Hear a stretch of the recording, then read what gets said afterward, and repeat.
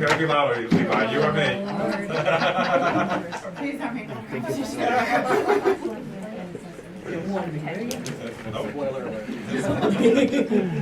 Okay, so. Not eat, boy. That's for sure, that's for sure. Consideration and actions of the proposed budget items for the Board of Selectmen and Budget Committee is what we're up to. We're gonna start on page 20, which is contributions. Public services, I mean. So. You wanna do these line by line?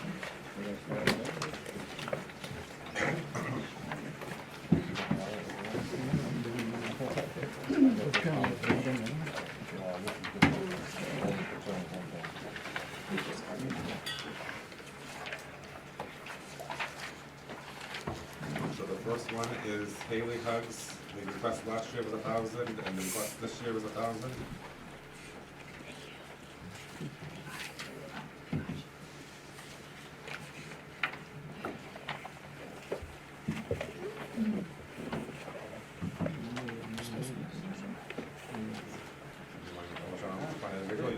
Discuss something, go from there. What do you, what's the budget? What's the budget committee and board's budget?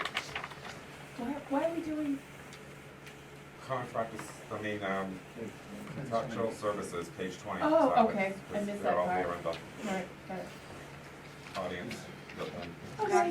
Make the people endure the whole meeting. No, why don't we do that process first? Okay. We can second and vote on it, but, Okay. Okay. I'll make a motion, we accept the Haley's Hugs. Can I ask a question? Why don't we do it the other way, like the budget committee do it first and then us? Is that the procedure? It's Donnelly's always been the select board first and then the budget committee in the past. But what, Frank, why do you think that's a better idea? Because then we know if it makes sense for the budget. Well, you got, yeah, I'd rather somebody else paid the way. I know what you mean by take the way. You know, can I say something? I wish we could have a discussion about that, that portion of the budget in general, Yeah. instead of going line by line. Because we have an unprecedented number of requests this year, Yep. and we have to figure out how, as a town, we wanna handle that. I agree with Sherry a lot. And that's kind of why I want to know what the budget, like what the precedent is before, because me looking at these numbers is like, whoa. I also like your idea. Thank you, Frank. I mean, I'll start if you like. I mean, could we do like a percentage of our budget, or a percentage of our whole budget would go to, the social services? Or something like that? Like have a cap as to how Have a much we're cap, willing yeah, to give away. exactly, Yeah. have an annual cap. I would feel on that way more category. comfortable with that. Okay. That was a question I had too, because, I mean, I'll get it out right now. I'm associated with one of the organizations asking for money, so I was gonna go on the other side of the table to recuse myself. But what I was very curious about is it sort of a zero-sum game? In other words, if I argue for X to get less, well, is that unethical, because indeed it's a zero sum and therefore my organization gets more, in which case I should recuse myself from the entire discussion? Or is it a fixed budget, like the town has X amount available for all this, or not? In other words, the town could conceivably fund everything, so it's not a fixed budget. So I kind of wanted to get a sense of the rules of the game, at least at the most minimum level, so I could ethically proceed. Right, I think this is the first time this has been kind of, We've had this many. we've so- had this so much long. money and this many, and of course, we probably all like to do it all, but I don't know what we can do. Now, and is that total, that 126,818, is that total of everything that's here, Yes. the request? All these requests that I have. So, I have a question. of how these got here. In the past, contributions, not agencies, but requests for contributions, they used to have to petition and have a number of persons from the public be on the petition, and they used to have to petition every 5 years, every year for 5 years, and then it was just automatically put into the budget. What's the protocol now to have a contribution onto the budget? I could find nothing in writing. There was nothing in writing. So So- when somebody called and asked, there was nothing that I could lean into, there was nothing I could point to tell them one way or the other. So the protocol now is anybody can ask There is- and be put on. Right, that's there is no okay. protocol for me to defend that or point to. So until the town decides that and puts something in writing, there's nothing for me to use as a parameter. That being said, the Museum of the Bethel Historical Society did gather all of the signatures They did. because that was determined after that process had started. I have a question. If we go with a flat amount, how is it gonna be distributed? Oh, I think the select board should do Thank you. What a delay. I mean, we have to have a protocol as to how we distribute it, if it's gonna just be a flat amount. Right. I think that's something we should deal with, like, on paper before this day, this year. So a lot of towns make the decision that they set an amount, or as far as that is the amount that they will give to anybody that asks, that's the cap. Because a lot of them are matched for grants, like if they give $250, that's what they know that then they can ask other government agencies for. Or they just say, we will not be accepting any more requests, this is it. Oh, it's a business, there's nothing left in the budget. Yeah. I'd like to say something that's before we even give out money. And to me, the concept that we're dealing with right now, budget, of our town budget, we're gonna collect tax money and we're gonna spend the money for the common good that the town is responsible to do. So when I was on the school board and we were talking about having money donated for uniforms or something like uniform books. And my thought was the school system collects taxes and spends that money for the good of the kids. So the taxpayers have already paid money to support the school system, and now the school system's going out and asking for more money outside of their taxes. So to me, it's asking the taxpayer twice to pay for something that they've already budgeted for, or already the school system already budgeted for.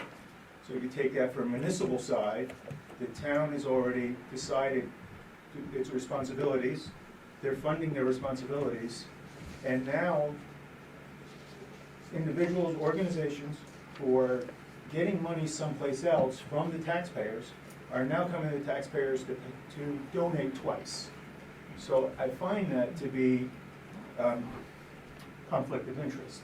I find it to be a conflict, not necessarily interest, but I find it to be a conflict. And I think that the taxpayers need to be respected. I need to respect them, and I think we all do, as far as us spending their money. So the concept of organizations or people getting money from the public, the taxpayer, and from the town, who it's not our money, it's the taxpayers' money, who are being asked to donate, are now asked to donate twice. I think that's something to really be looked at, and it's important to me because it's money, it's people's money, the people's money that I'm going to be asked to spend almost twice. I hope I hope that's understandable. And donate to organizations or causes that you don't necessarily want to donate to. Well, that could That's be a always point little too. It's different when somebody comes to the town office and says, I'm sleeping in my car tonight, and it's 0 degrees out, and I got nowhere else to go. I'm coming to my town for some help. You know, we can say, well, go to this organization, but it's too late for that. We have to, to me, it's a different situation. But we should work real hard as far as getting them the services that are available to them. We shouldn't be providing those services out of the town office. That's not fair to the taxpayer, in my opinion. But it's my opinion. I think I made my point. I thank you for listening. I think there are some agencies here that have representatives that could tell you exactly how many Bethel residents they serve. That would be awesome. There are some other agencies here that they only select few. That information would be next to you.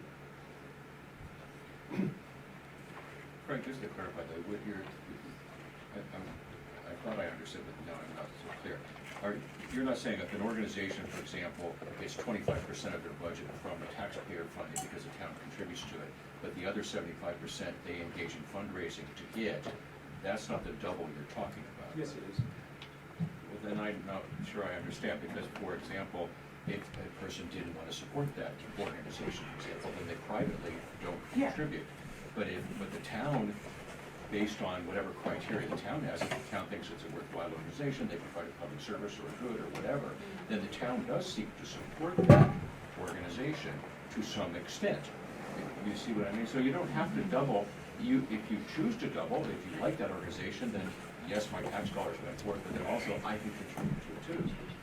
But it's not necessarily double. I find, in my opinion, if an organization is going to the public and gets the funding from the public, All of it, or partially it. any of it, that the taxpayer is already being asked to donate.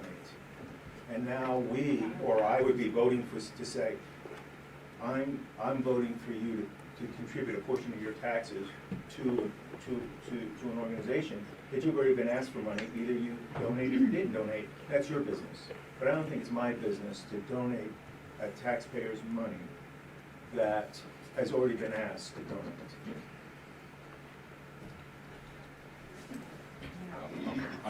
That's my opinion, that's my opinion. So we really should have a motion before we get too much more into discussion, and a second. And, There wasn't, As to, this discussion started. and it can be like a total for this section, and then it can be discussed generally, or it could be line item by line item, but we should probably follow that. Well, I did a motion for Hayward Subs, but That's in the discussion went off. Yeah. There was no discussion, so it's, if Right. we want to do it line by line, do we want to do it as a total and then break it down? Recognized by the chair. Again, if the bottom line is fungible, in other words, if there is no fixed pot, then then you can go line by line, because then you could decide this one maybe needs more, or this one needs less, or whatever, because it doesn't matter what it comes down to. But if the pot is fixed, if there's 126,000 or something available only, No, there is no fixed pot. This is money to be raised. then in my opinion, it makes sense you can go line by line. at least for this year, I mean, we can make changes next year. I don't know if we can make that change right now. No. That's what I Right. just said. Well, I just don't think it would be fair to people that did the process. We can decide the amounts tonight, but we can't change Right. the policy. So, Tabby's covering it. Debbie? I'm sitting here and I'm listening to everybody, and this is my town, love this town. And it breaks my heart that that our town can't support all the organizations that's needed here. I'm having a moment, excuse me. So I'm gonna recuse the amount for Team Aliens, because I feel that, we're, as a town, we honestly have other more important things, not that childhood cancer was important, but, that we need to put our money to. So if you guys could just not. Okay, and the thing that I'm gonna say is, Oh. in my opinion, and this is just my opinion, is you don't need to recuse yourself. There are other people on this list that are asking for some very large amounts. In my opinion, Team Haley Hugs is a very worthwhile organization, and for the amount that you're asking for is not a huge amount. Like some of them are huge. And I don't think it's fair to you or your organization to do that, even though it's wonderful that you are offering to do that. I just know, working with the town, how much money that we need to raise as a town for our townspeople. Yeah. And it's killing my heart that I feel like I'm just adding to the problem, if that makes any sense.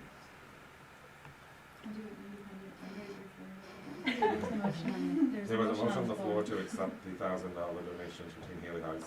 Is there a second from the board for the Bethel Selectmen? I'll second.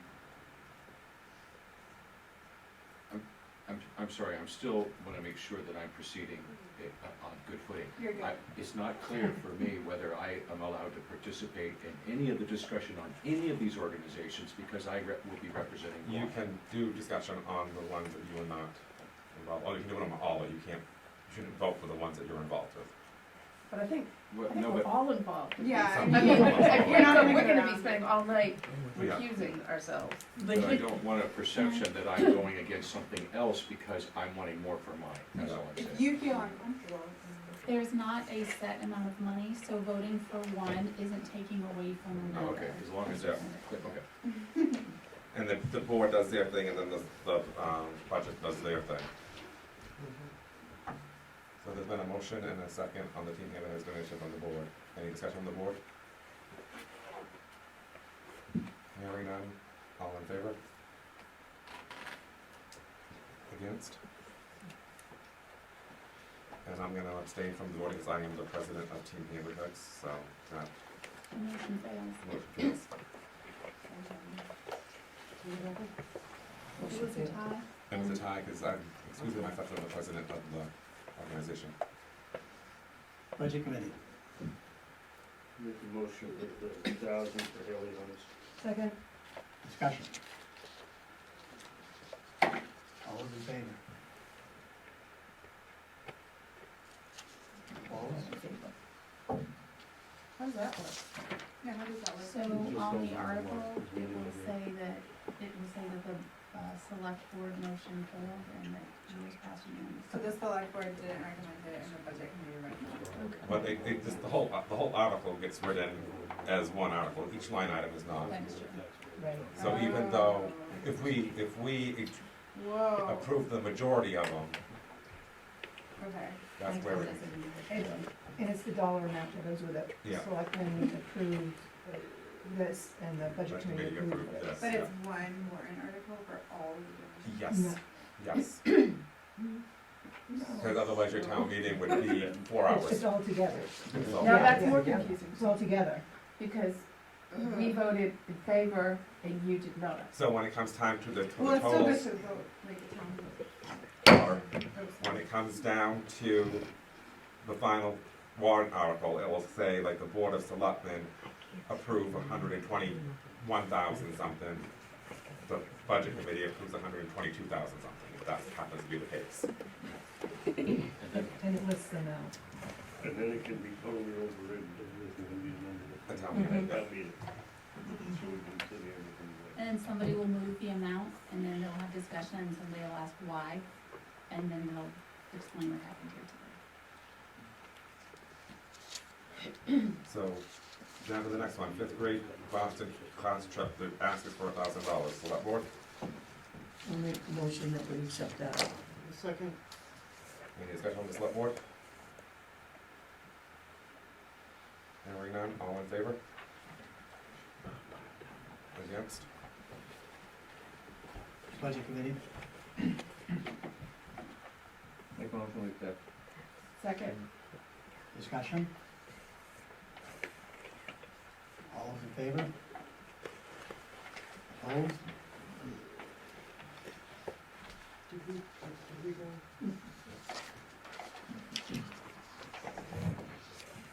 Bethel Library contribution is the next one. The request last year was 19,500, this year is 20,500. Or more, is that more?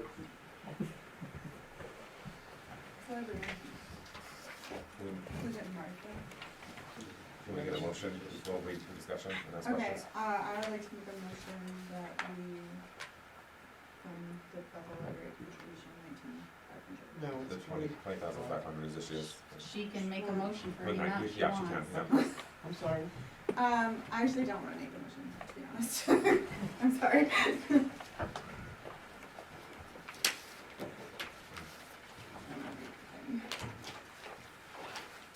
I'll make a motion that we do $15,000.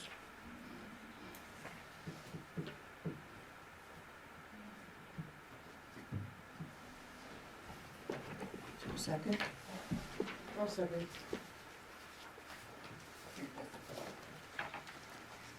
The motion was for 15,000 on the select board. Discussion with the select board, or questions from the library? Is the library here? Yes. That's why you. Oh. So you're reducing it from the prior year of 19,500 to 15,000. When the number of patrons have gone up approximately 20%, if you looked at, I handed out a information sheet I which have it gives right some in front of me. data and information. So particularly given inflation over the last few years and additional programming and more high school students volunteering at the library, increased youth outreach, over the last years, as you can see, since we were increased to 19,500, the amount as a percentage has gone down in terms of the overall budget for the library. In the meantime, inflation is eating into it. Back to what Frank was saying about the notion that we get funding from both, from multiple sources. We do get from a couple other towns too, a very small amount, but the Bethel Library amount is vital to the library and its operations and the events and the programming that we do. We're gonna have to do some major work in terms on the building that we'll do a separate fundraising for people to support. But the library relies significantly on the town's contribution, and to reduce it now, particularly when costs have gone up, would have quite an impact. It would be negative on the functioning of the library. Can I ask a question? Yeah. So the inflation is affecting, I would assume, like heating, Absolutely. just functioning of the library itself, or like, Cost of things. I mean, already for like it. what are the costs specifically that this would go? Well, it's interesting, we just filled out a form for the State of Maine Library Service. In some towns, the town provides the entire budget for the library's operating costs. That's And- what I thought we did. But we No, don't. and then the interesting thing is that libraries will engage in fundraising in order to have specific programs or events or Sure. things like that on top of their operating costs. Yeah, But for us, it's one big pie, if you will. This year's budget is about $75,000, which includes, collection. We have about 5,000 that goes toward the collection, which by collection we mean the buying of books and updating, things like that. And then, staff costs are, I'm really sorry, I don't have the budget right in front of me, I wasn't prepared. this one is going on. No, this was just my justification for Oh, yeah. asking for No, more. thank you for doing For the 1,000, if not even a little bit more, to try to keep up with inflation. Mm-hmm. So, yeah, I mean, the staff costs are a big amount, of course, because we pay a director, we pay some part-time staff. Sure. But yeah, inflation has hit us. Right now, for example, just one item I know for sure, Donna's here, who's the assistant treasurer, I'm the treasurer. But we've already spent our budget on the collection for this year. So we have about 5,000 budgeted, and that's meaning updating books. And we've heard from some people that people were starting to not come in as much because we weren't updating the collection, we weren't getting new books. There's a new, very active book club that has started, and they're ordering more books, et cetera. But I don't wanna have to tell the director, it's like, sorry, no more books for the rest of our fiscal year till July 1 again. Sure. which will, again, will engage in fundraising, and we're trying very hard to up our fundraising efforts in order to meet that other balance of the budget. But in essence, we're just asking, at a minimum, asking the town to continue with its support as it has previously, just keeping flat line. And that's why at the very bottom, it said, just keeping with inflation, the town's contribution would be about 23,000. We had only asked for a 1,000 increase, and even if we did that, it would, again, it would be on the low side of what the town's provided over the last 5 or 6 years, but it would at least, But you're running. would keep, yeah, Yeah, the lights are on. yeah. Okay, thank you.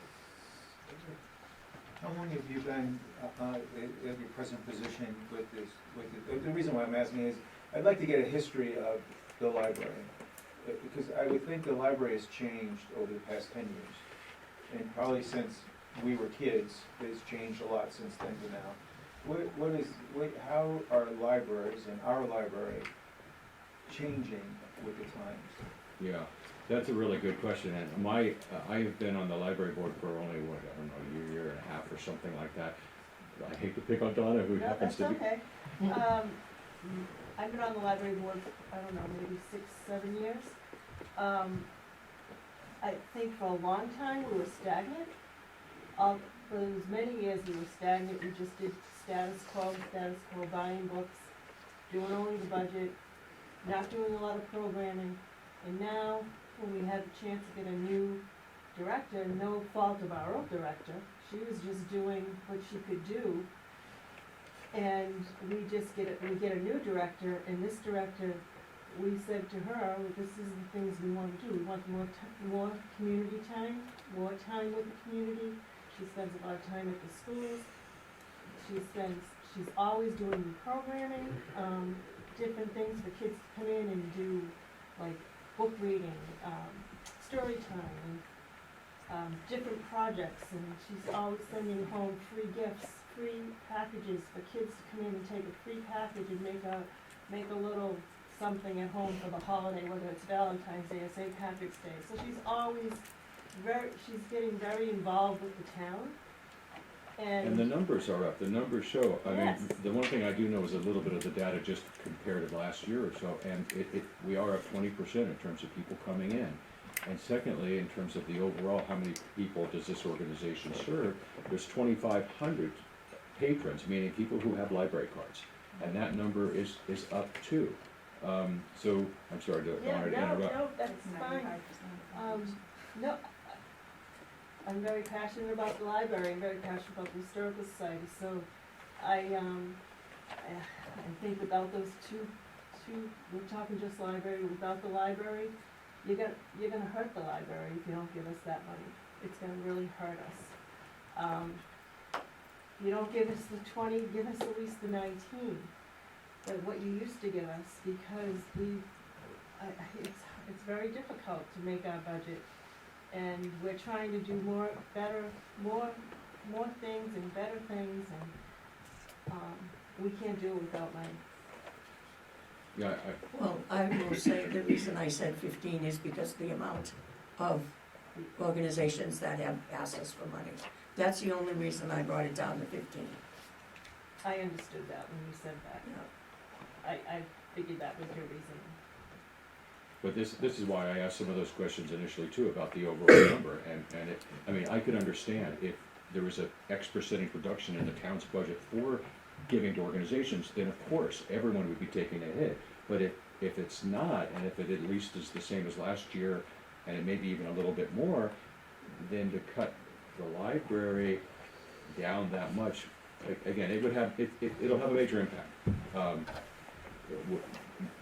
Yes. So if I was to make the case for you, and I didn't hear you say this, but what I'm hearing, between the lines, people are actually going and taking out books, and it's actual a service that our community is using. You said there's more visits, but I didn't hear there's more books being taken out. But I would assume that there's more books being read than there was last year. And so people have access.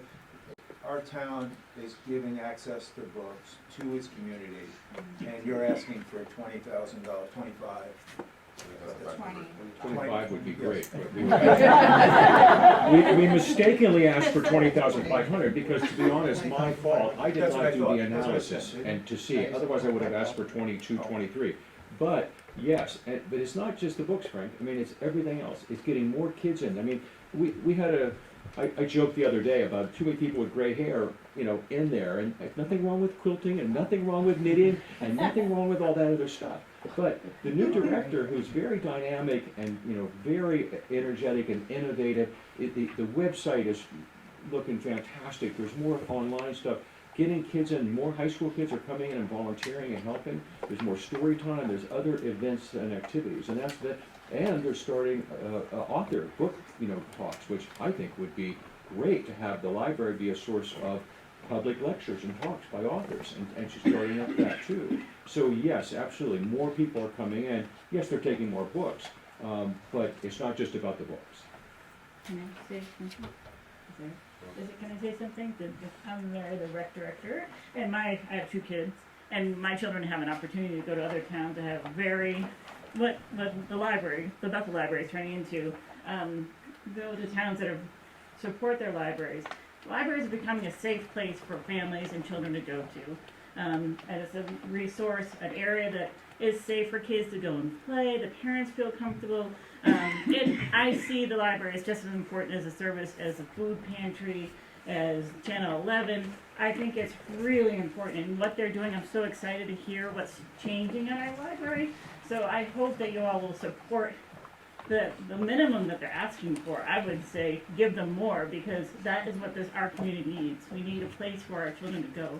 Not just the rec stuff that I do, but a safe place to go do crafts and read a book and do all the things that they're talking about bringing to our community. So I hope you support it. Can I make a comment as well? Sure. Lindsay Gardner, I'm also on the rec board. I just wanted to say there are very few places in any community where you can go and exist for free indoors and access information, resources, a safe space. I've used the library because my internet's gone out some days, right? There's public internet access. I go and check out books. There are different programs it's one of the few places where there are programs for every age group too. There's not a lot around that the community supports in my exact age bracket, but there are adult book clubs, there are things available there, and I think it would be a real disservice not to fund the library. Thank you. And not to be a dead horse, but Frank, I forgot to mention that I wanted to when you first said what you said, and that is, we just joined the main interlibrary loan service at a level now that we didn't have before. So we don't necessarily even have to have the book there. You can get the book from the entire main system now. And again, that costs a little extra money, and it was something we had to do that was part of the budget this year. But that's a big difference. Yes, we're expanding the collection and updating it, but we're also getting resources across the state. I personally seen more from the library the last year than I have ever with it.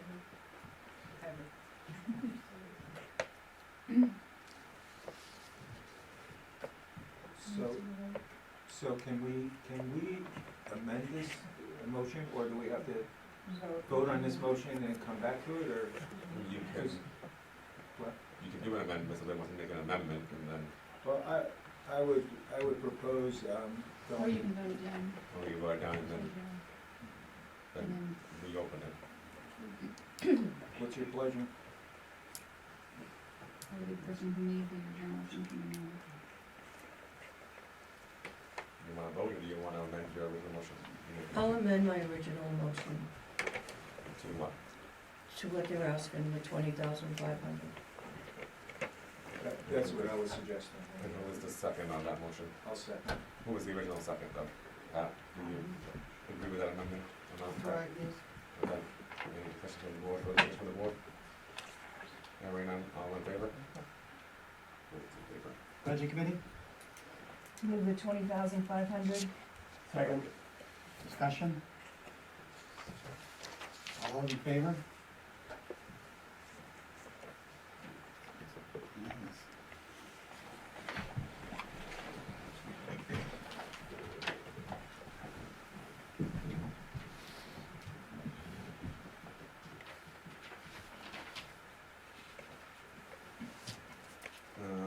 one on the list is Bethel Art Fair for $850. That was the request last year and the request again this year. Everyone's pleasure?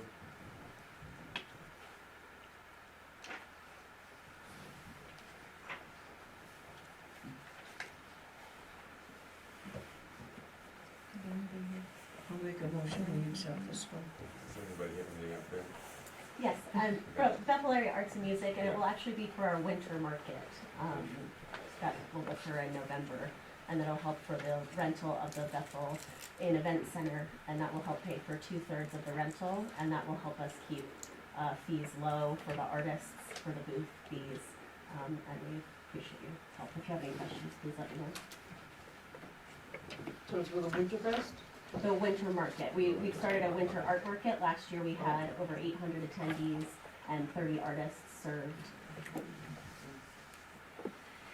So was there a motion on the board for the, There's a motion, there's no second. and that's what the full $850 was? Yep. Okay. Is there a second to that motion? Any more discussion from the board or want more information? Hearing none, all in favor? Against? Budget committee. I'll move the $850. Second. So, Discussion? All those in favor? Unanimous?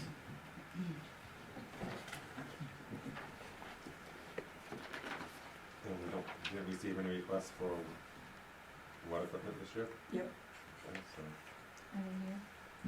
is anybody The here? amount, though. So they're here, but it is the channel 11. It's part of channel 11. In was the just past, wondering. they've asked for equipment and they did not ask for that portion. Okay, so, we can bypass that one then. Oh. Memorial Day contribution of $1,400. I'll make a motion, we accept that one. Second? Is it everything Anybody? Anybody to speak on this?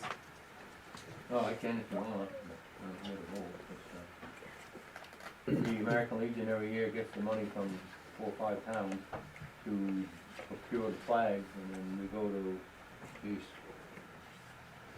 Bethel, Andover, Bethel, Gilead, Albany, Mason. I think we go up into Riley. And there's a bunch more. We put 600 to 800 flags a year out, which is required by state law. Is that, And this is only for the flags. graveyards? Yes, great. Cemetery radios, yeah. Yeah, this is only for the flags. This isn't for anything else. The labor and the fuel that gets there and all that other stuff is all donated, so. Is it a state law? Huh? Is it a state law to put all the flags up? Yep. Yep, each veteran's grave by law is supposed to have a American flag on it. And this also covers the cost of the little post there that you see, that the flag goes into. Got it. And, they were bronze and brass, now they're aluminum, so we have to buy those also. Okay. Has anyone ever asked the other towns for a donation? Oh, yeah. Executive Yeah. dumpster. Oh, they do get Oh, yeah. donations from them We too? get Bethel, Gilead, Newry, yeah, I think Upton, Hanover. I think that's, The county, the county, the townships. yep, we get the county too, and that's for Mason and Albany, What's the total budget to do that? $1,250. It can't be 12, everybody's Well, donating. like $1,400 is, That was it's if the other, what is it, $250, whatever, is for the flags and stuff for the town. My question is how many dollars are being spent to do that in our area? Total, see if you get, So I'm kind What's the of, percentage That money is for Bethel only. Got it. I understand that. I'm asking the project that this money's going to, what's the total amount that the project spends? Oh, Is it $20,000 to No. do this, or is it? No, I don't know what it is. So I can't figure the percentage that we're contributing. Well, I don't know what the percentage is that we're contributing, because I don't think I've ever figured it out. Out of all the things on here, this is the one we should not even be But arguing each about. Each town is invoiced or requested for their amount of flags. Got it. The ratio. Okay. There was a you have a motion and a second. Any more discussion from the select board on this? Hearing none, all in favor? All in favor. Budget committee, I'll make the motion for $1,400. discussion. All those in favor? I'm gonna abstain.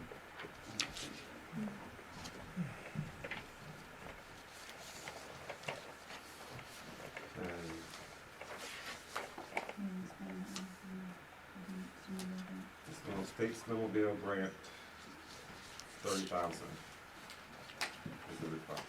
So this is a go-through. The Snow Machine Club gets the money through the state of Maine, and we don't give any more than what they receive from the actual state of Maine. So if they don't get 30,000 back, we don't give them the 30,000. It's to support the trails and the Snow Machine Club and stuff like that. So Okay. it's basically a pass-through account. Motion on the I'll board. make a motion that we appropriate $30,000 to the state snowmobile grant. I'll second. Or, State snowmobile grant. Any further discussion from the board? Hearing none, all in favor? Budget committee, I like that one. Anyone want to do that, Second. discussion. All those in favor? Unanimous. Next is the Channel 11 contribution for 17,500. That's a transfer to the franchise, isn't it? Yeah, so this will go on the warrant as whatever we receive in franchise fees is what, will be contributed to Channel 11. That's what's happened in the past. We have to put a number in for our budget, so 17,500 seemed like a pretty accurate amount, considering the last few years. So, Well, we designate, on the warrant, we would designate that franchise fees to go towards that project. That's what we passed through. motion from the board, I'll make a motion that we put this. is there a second? Second. Any further discussion from the board? Just a quick question, if the actual for this past fiscal year is above 17,500, why would it be less this year? It depends on what we get in franchise fees. Okay. It goes up and down. It just goes up, well, yeah, I guess that's what I'm Yes, asking, it's because whatever the usually top things go up, Yeah, does this we- go down? We kind of, we've seen it both ways, so. Okay, alright, cool, thank you. Yes, Yes, Brooks Morton from Western Hills Access Television. Yes, this is all money that's collected from users that's passed through that is our sole funding for What TV. Okay. The $2,500 in the previous article that was passed over was used to purchase and upgrade our station, so now we're an internet station as well as cable station, so all users in town can access programming. We're setting up all the towns with live broadcasting. This would have been live broadcast, but I messed it up. Thank you. We're on a learning curve. But it's recorded on YouTube, right? So at this day and age, the meetings that we've done in the past have gotten many views. The public hearing at the gym hit our record for the month for the amount of views. So I think that the service that we provide the public, keeping them informed with unedited content, is vital in this day and age.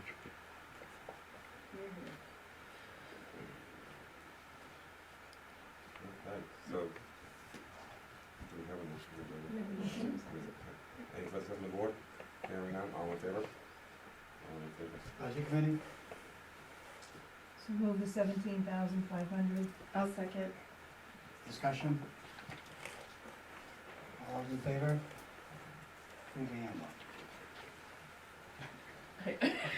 It's unanimous. And just one more point, is like, if this is going live, which it usually will be, it'll get the town more involved with the meetings and what's going on in the town also. Yeah. Next is the Independence Day, request of $600. Independence Day band, excuse me.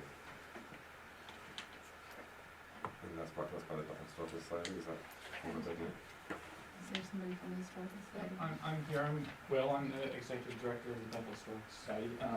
So this is, we also have a request that's gonna come up this year for operating, funds, which is the first time we requested that for the town. But this is for our 4th of July concert that we put on every year. It's the biggest event that we do at the Historical Society. We usually have at least 200, I think we had probably close to 300 people last year.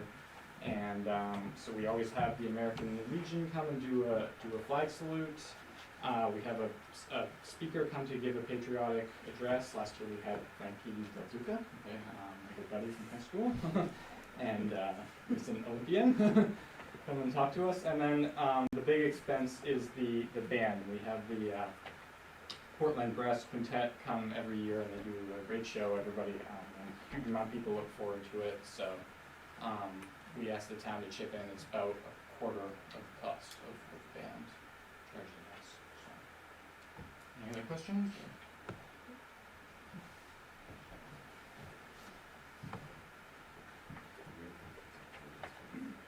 and that's for the select board?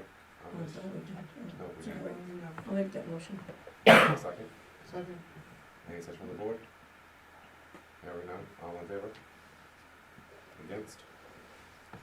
Budget committee? I'll move the 600. Second.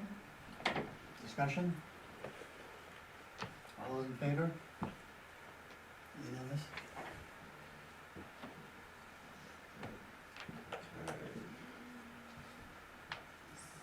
Summerfest fireworks, $5,000 is the request. Nothing to change for Commerce, they had no letter to us. And Jesse's here, everything to say, Jesse? I'm here. We actually use that to, fund certainly fireworks, which of course expenses have gone up for that over the past several years. We kind of consider the town's contribution a way of keeping our vendors' fees low, especially for nonprofits. Since we restarted, this event post-COVID, we, have offered nonprofits the option to, if they provide some sort of activity that's open, you know, for kids especially, to give them free space on the common. So that's kind of, helping offset the cost of the event in general. So we see this as the way to support the general infrastructure of the event and the fireworks. So, and the porta potties, and then we have additional sponsors from around the community to support that programming. So this is just a part of that. That's one of my questions. How many other entities sponsor this? Oh, varies quite a bit. Of course, you know, pre-COVID, post-COVID, very different story, but yeah, upwards of another dozen to, let's say, 10 to 20 other sponsors for all kinds of Are wide they all variety of chamber amounts. members? Mostly, yep, yeah, so businesses.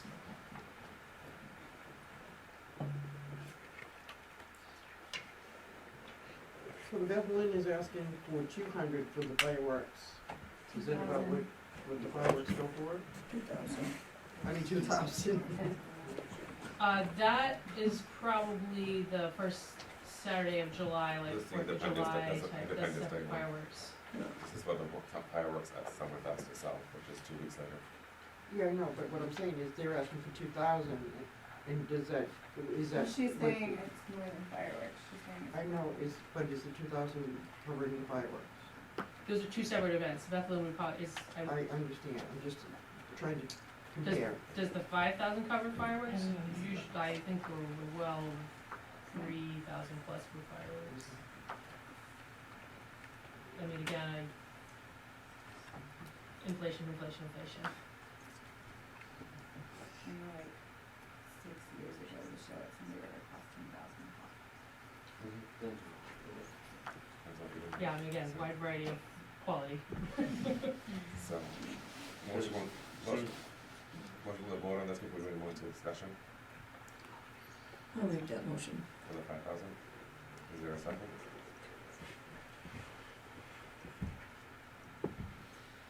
Hearing no second, that motion dies.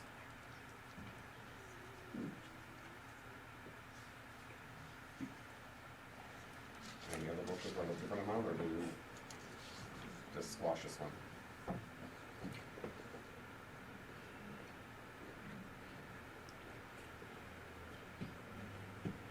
All right, I'll do the second, Second for the 5,000? yes. You already announced the motion failed? Yep, so now that would be her motion for 5,000. Is there a second to Pat's motion for the 5,000? I'll make that. Any further discussion on the board, or any more information we need? Hearing none, all in favor? Against? Budget committee. So moved. Second. Discussion? All those in favor?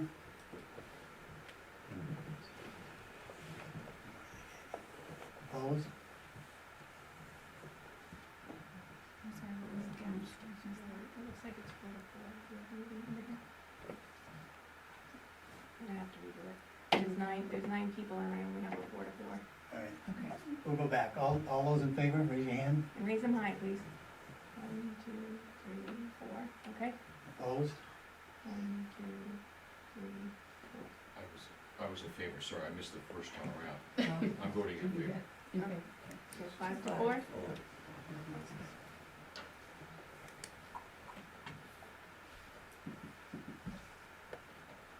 Project graduation, there is no request this year. What's the Board of Selectmen's?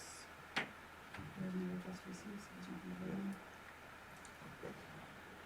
So, down to Independence Day fireworks. That one's at $2,000, so it has been. Plus about the Bethel line. I believe it's anything here from the Bethel line. What board? I'll make that motion. Is there a second? For the Bethel line's $2,000 for fireworks on Independence Day? Second, so you can vote it. Any further discussion on the board? Hearing none, all in favor? Against? Budget committee.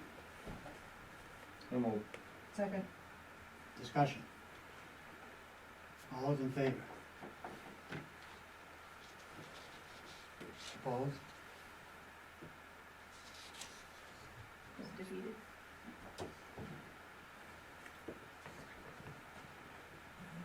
What was the count? 4 to 5. Defeated the vote.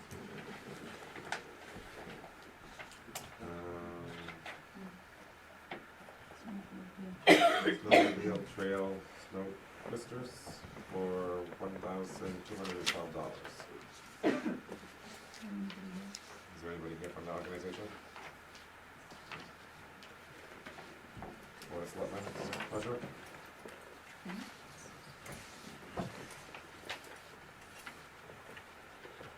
I'll make that motion for 12. Is there a second for the 12,000 for the Snow Twisters?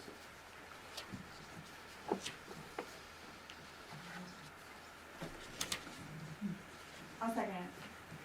Any discussion with the board? Is this letter says that the So we get amount will revenue, be returned? so we get revenue from the state of Maine, from snow machine snowmobile registrations, and this is what they request every year, the previous year's amount. So we have to figure out what the revenue was for that, and then they ask us to put that in. And how does this differ from that grant that we? So we lose our revenue on this. Okay. So the Okay, grant okay, is so a the grant complete, is you get all the revenue and then Correct. this comes off the top of that. This comes off the registration. Okay, yeah, that makes sense. Okay, We thank have to you. give them this money for this work. do not believe we did. We do not.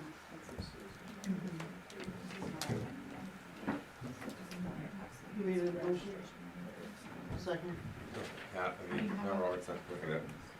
Any further from the board before we vote? Have you guys, I mean, obviously you have a long-standing relationship with this one. Our master director, that, Yep. they're good, solid people. 60 years, that'll do it. Okay, cool. All in favor? Budget committee, I'll make a motion for the 12. Okay. discussion? All those in favor? Opposed?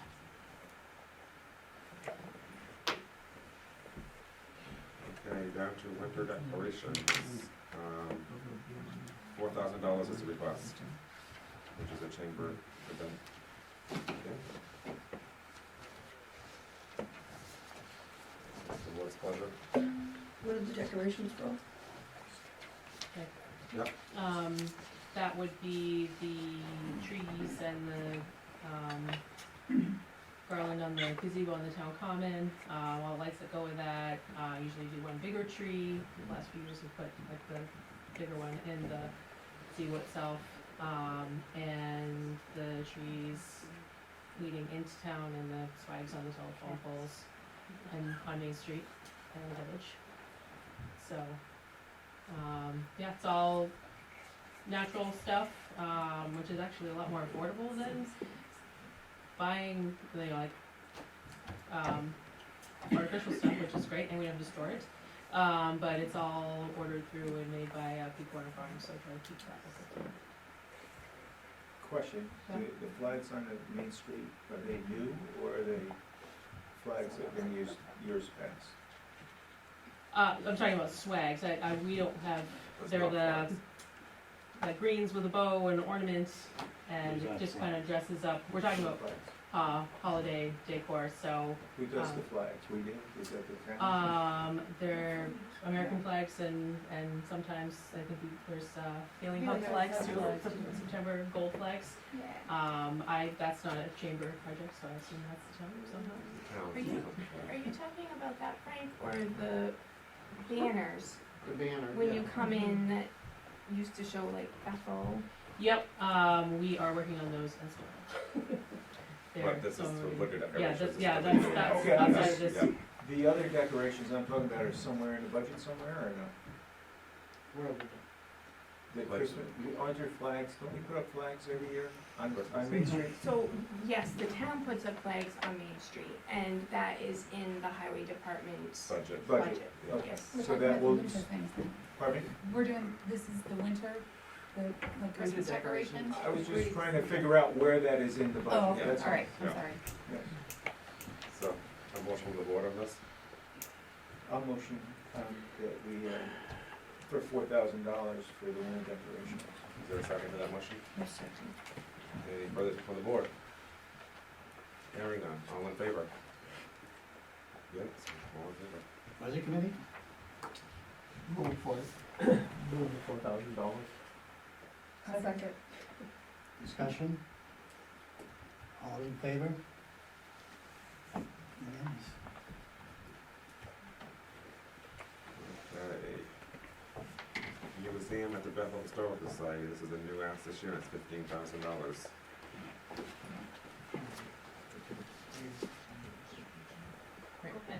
So, hello again, I'm Will, the Director of the Museums of Bethel Historical Society. So we are asking this year to be put on for some operating support. We know it's gonna seem like kind of a large amount for an initial request, but we really think that, we haven't done it in the past, that this is something the town should be supporting. We're basically the organization that preserves all of the history of the town and makes that accessible to everybody, at, no cost to anybody that comes into the Historical Society.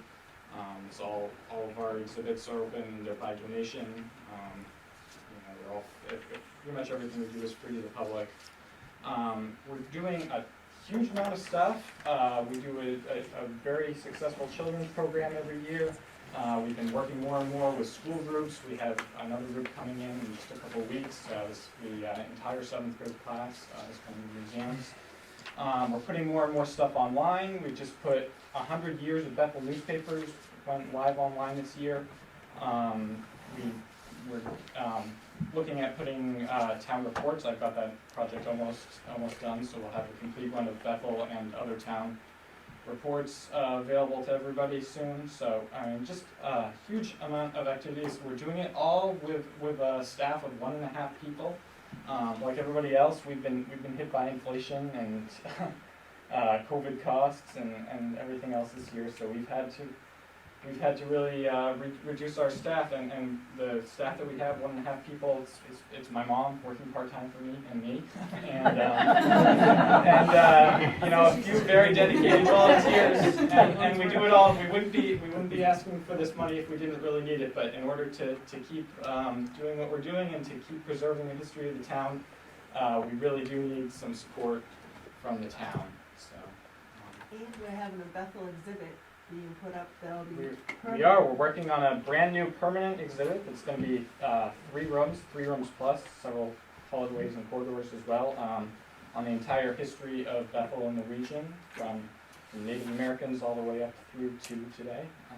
And Will has done a great project this year doing old houses in Bethel, giving classes on how to identify what the old house We did a might class have been through. on how to research your house, and we tried to train some new volunteers on that, so anybody that has purchased a home, or even if they've lived in a home for a long time and want to know its history, they can come to the Historical Society, we can pair them up with a volunteer to help them do that research. So, Well, I'm curious as to 2 questions financial related. One is why never before, because I think many people would have thought the town maybe did already contribute. And then the second one would be, what percentage of the budget does this represent? it's as far as the never before question, I can't really answer that. I've only been director for a few years. I don't really know why. We hadn't requested support in the past. It's about total budget's probably about 115, 120. I don't have the exact amount, so it'll be about 12% maybe. Yeah. So the majority of our money is raised through our annual fund every year. I sign a ton of letters, we send them out. They go to some people in Bethel, but also people all over the country who have ancestors here. And but it's tough raising that amount every year. So we're doing everything we can to expand our business partner program. We've looked at more grants, but one of the things that we're doing is asking for the town to contribute. And I will say, we are the organization that collected petitions. We were given sort of mixed, originally we were told that we needed to collect petitions, and I will say the support from the town, we think it's there. Everybody that I talked to, they said, of course we'll sign this, and of course the town should be supporting the Historical Society. I stood, as we were getting close to the signature deadline and needed a few more, I went and stood at the Bethel dump for an hour and collected 30 signatures. Not a single person refused to sign. Everybody said, this is great, we love it. So we're happy you guys are here and doing what you do. So, And we collected 170 some, more than we were required to collect, even though we only had a short period of time. I'm Karen Bean. I'm currently president of the Historical Society. I've been a volunteer since 1975 at the Historical Society, and the difference in programming now, the amount of multi-age programming is incredible, and the resources that your town has are amazing. And I certainly hope that we can continue to preserve them. I was in the textile room a couple days ago with Donna. Clothing that has been given from 1900s. Yeah, hand-stitched, beautiful clothing that we now have the ability to preserve in our facility, and we're putting together an exhibit for the summer of locally crafted items and of local artists. so that you will have a chance to see a good deal of this collection during the summer. So I hope you will support us. I understand the issue that with the finances, but the other piece is that most communities support their historical societies to some extent. Whether it's a 10%, whether it's a, I don't know the numbers. But when I look at across the state, historical societies and libraries receive support from their communities beyond the money raising that they also have to do because there's no other way they can survive. So we now have a young executive director. He might be around for a while, so I hope you will. Yeah, I hope you will support it. And I would just like to add, the Historical Society, since I've been there, has grown into buildings. We have the little exhibit building out in the middle of the field that we can use for all of our different programs. But the other thing is, we didn't come for money when we were adding on buildings. People left us money to add on that building. The Valentine portion, the Valentine part of the building was left to us by Mary Valentine. She gave us money to do that, so we built it. And then we got money from Mr. Huntoon, who gave us the money for the barn with the state-of-the-art vaults. We have 2 state-of-the-art vaults that hold all of our paperwork and all of your newspapers. And we didn't come to you and ask for money when that was all happening. But now that we have it and we can preserve it and we see the future of it, and there aren't many historical societies at our caliber in such a small town. Yeah, I think if you look at the size of the town ratio to historical, we're one of the few, and we're a regional historical society. We cover, all of the towns around too. We try to cover the towns that don't have historical societies of their own as well, and just preserve the whole history of the whole. It'd be a loss to the town if we lost that historical society. It would be an awful loss. What are the hours for the Historical Society? We're open by appointment during the winter months, and then during the summer it was last 10 year. to 4. Yeah, it would be probably 10 to 4. And then on Saturdays, we're open 1 to 4, right? Yeah. But many times the doors open and someone The is reason there. why I ask is that today, someone That was traveling. me. No. Somebody driving through with 15 people said that there was nothing to do in our town, and they were very disappointed. And to be able to send them to the Historical Society, over to the museum, the Gem Museum, are 2 really great resources of things to do. I haven't thought about the Historical Society, but knowing what you do would probably be helpful. Yeah.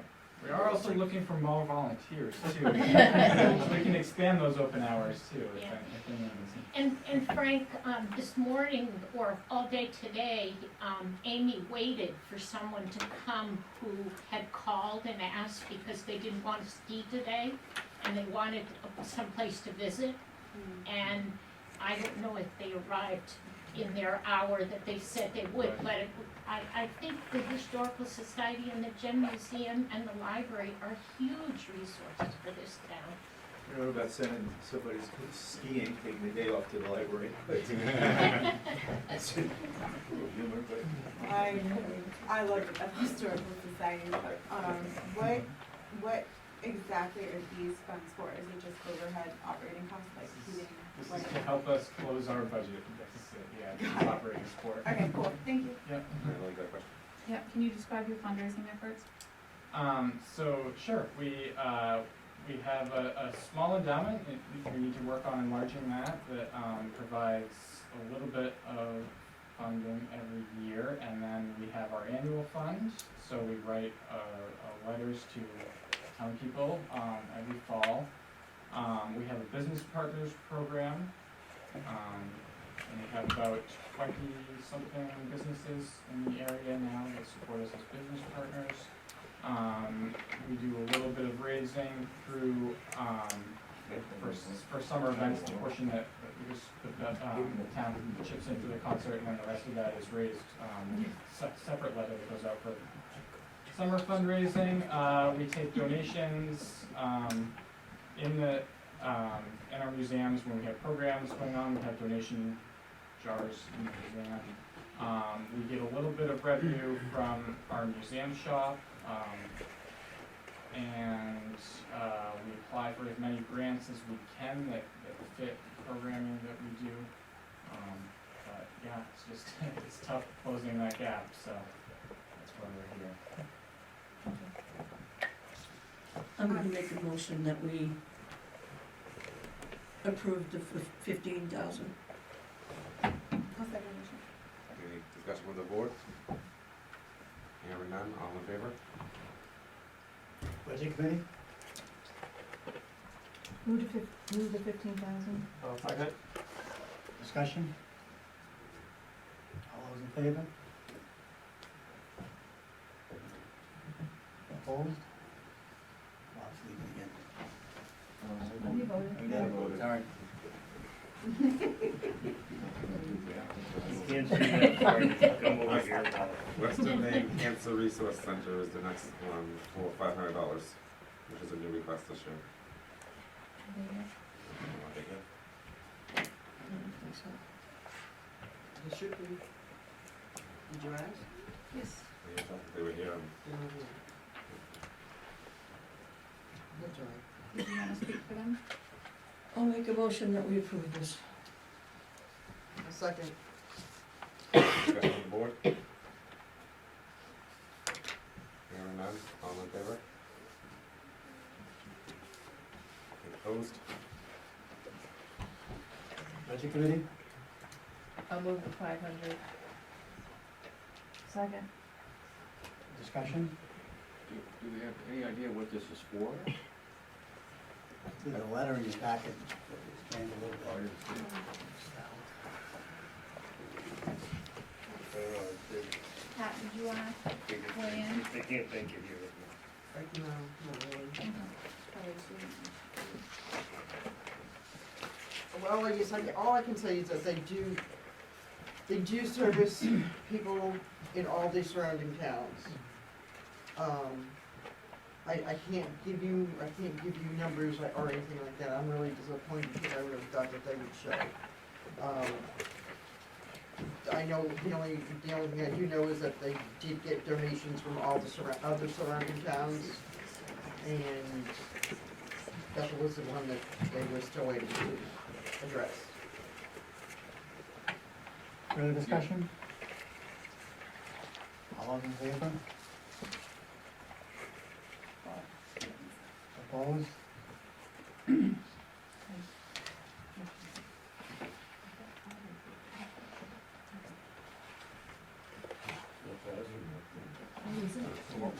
Five in favor, 4 opposed. I was abstaining because in principle, see, this is what I don't quite, I'm sorry for this interjection, what I don't quite understand here is if the town has 126,000 available for a budget for giving away to organizations, No. and I'm for all of these things, No, but, that's the But if total not- ask, but that's not what's available, that's the total If you that was look at what we asked. spent last year. yeah, if the town has the money, then I think in principle, I'm for all of these things. Because it's benefiting us, but when I don't even know, obviously I'm for cancer research and for helping and all of that, but when I don't even know what it's for,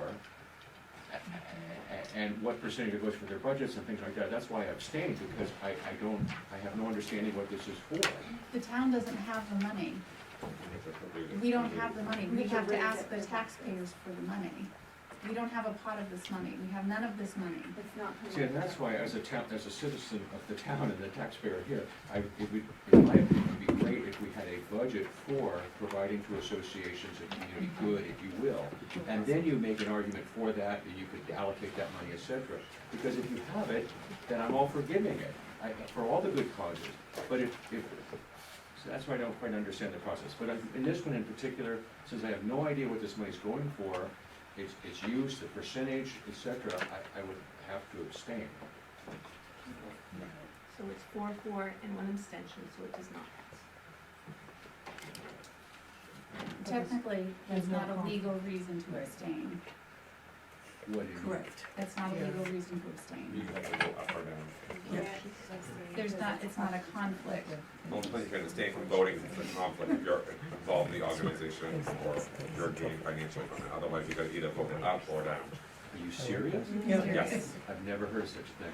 Yeah. I'm gonna see the law on that, but okay, then I will vote in favor. I got one could abstain for any reason that they don't wanna be voting on it, et cetera. I got called on that too.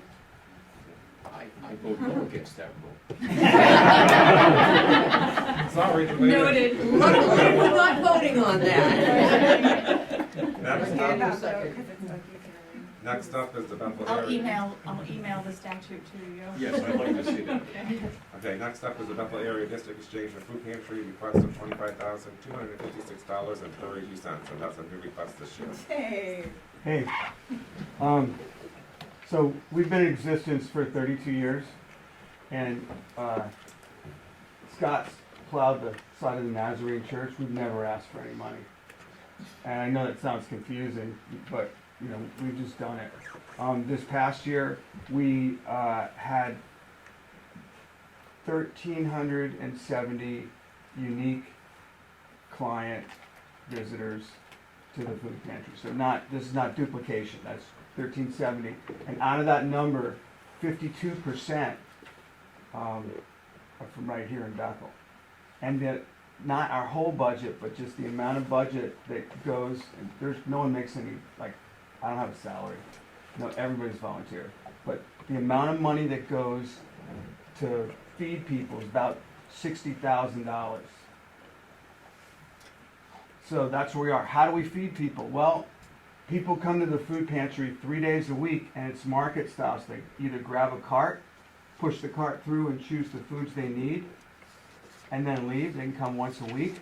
Or if they can't get out of their car, there's a clipboard, they fill out an order form, we get the food for them in real time, bring it back and put it in their car for them. Plus, we're in every SAD 44 school.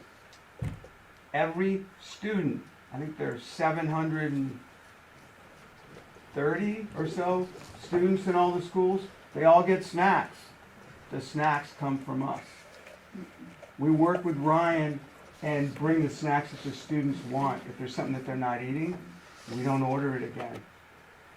We also have a backpack program, something that you don't really know about because that only goes to specific families, specific students who are in need, and that's done through each of the schools.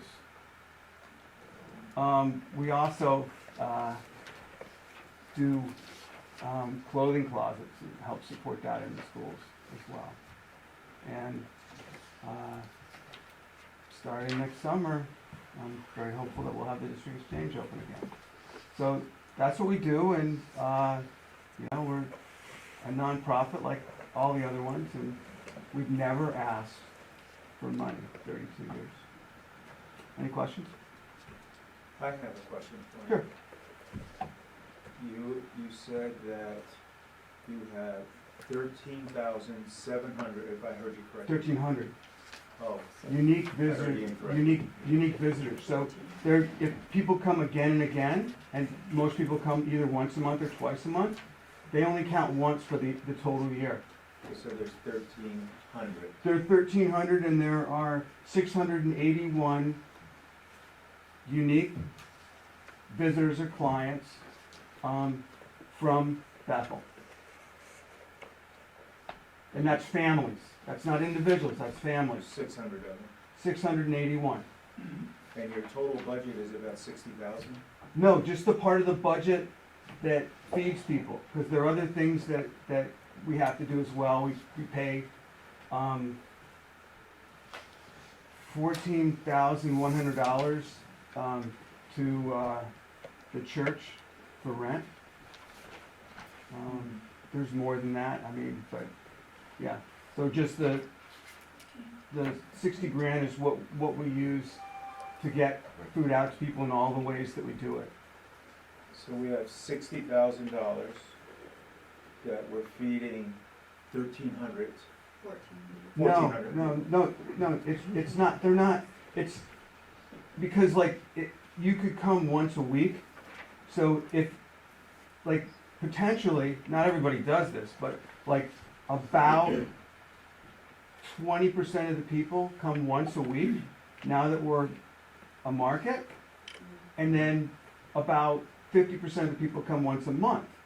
So but people are coming at different amounts of times per month based on what they need. And the whole point of it is, of doing a market, is to reduce food anxiety.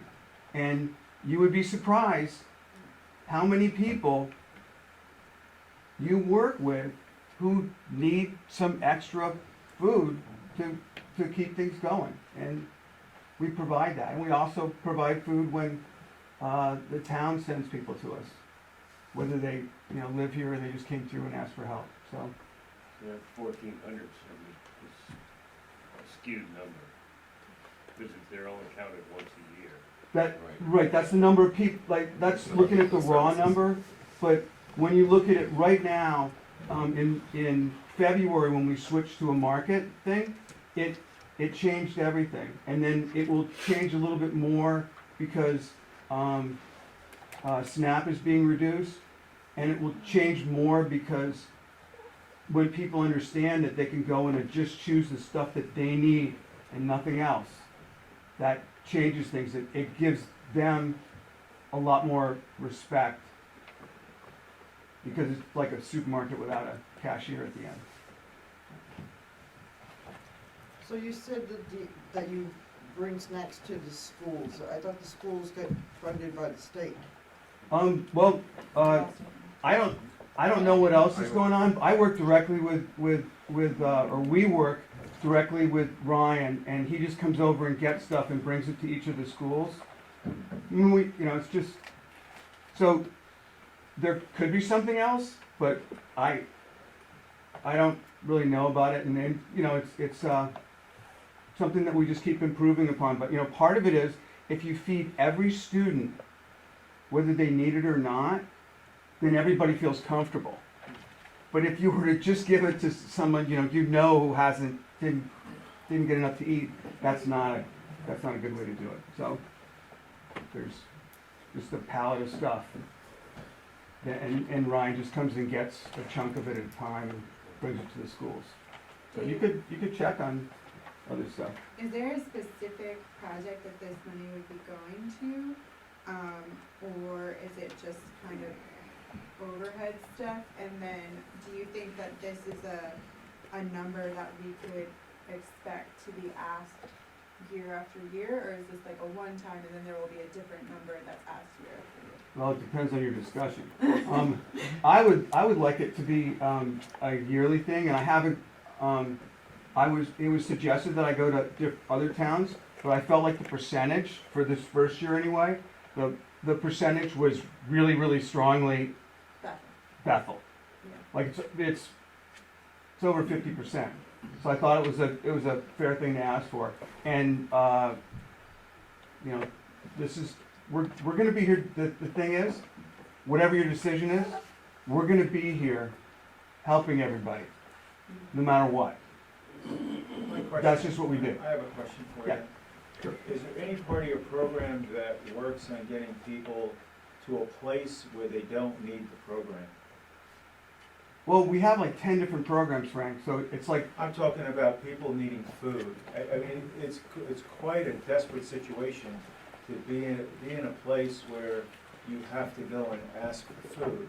I can't imagine being there. And when somebody is there, are we helping people to be able to move away from that situation? Does your organization do that? Because I'd like to find an organization that does. Because that's an organization that I could really support.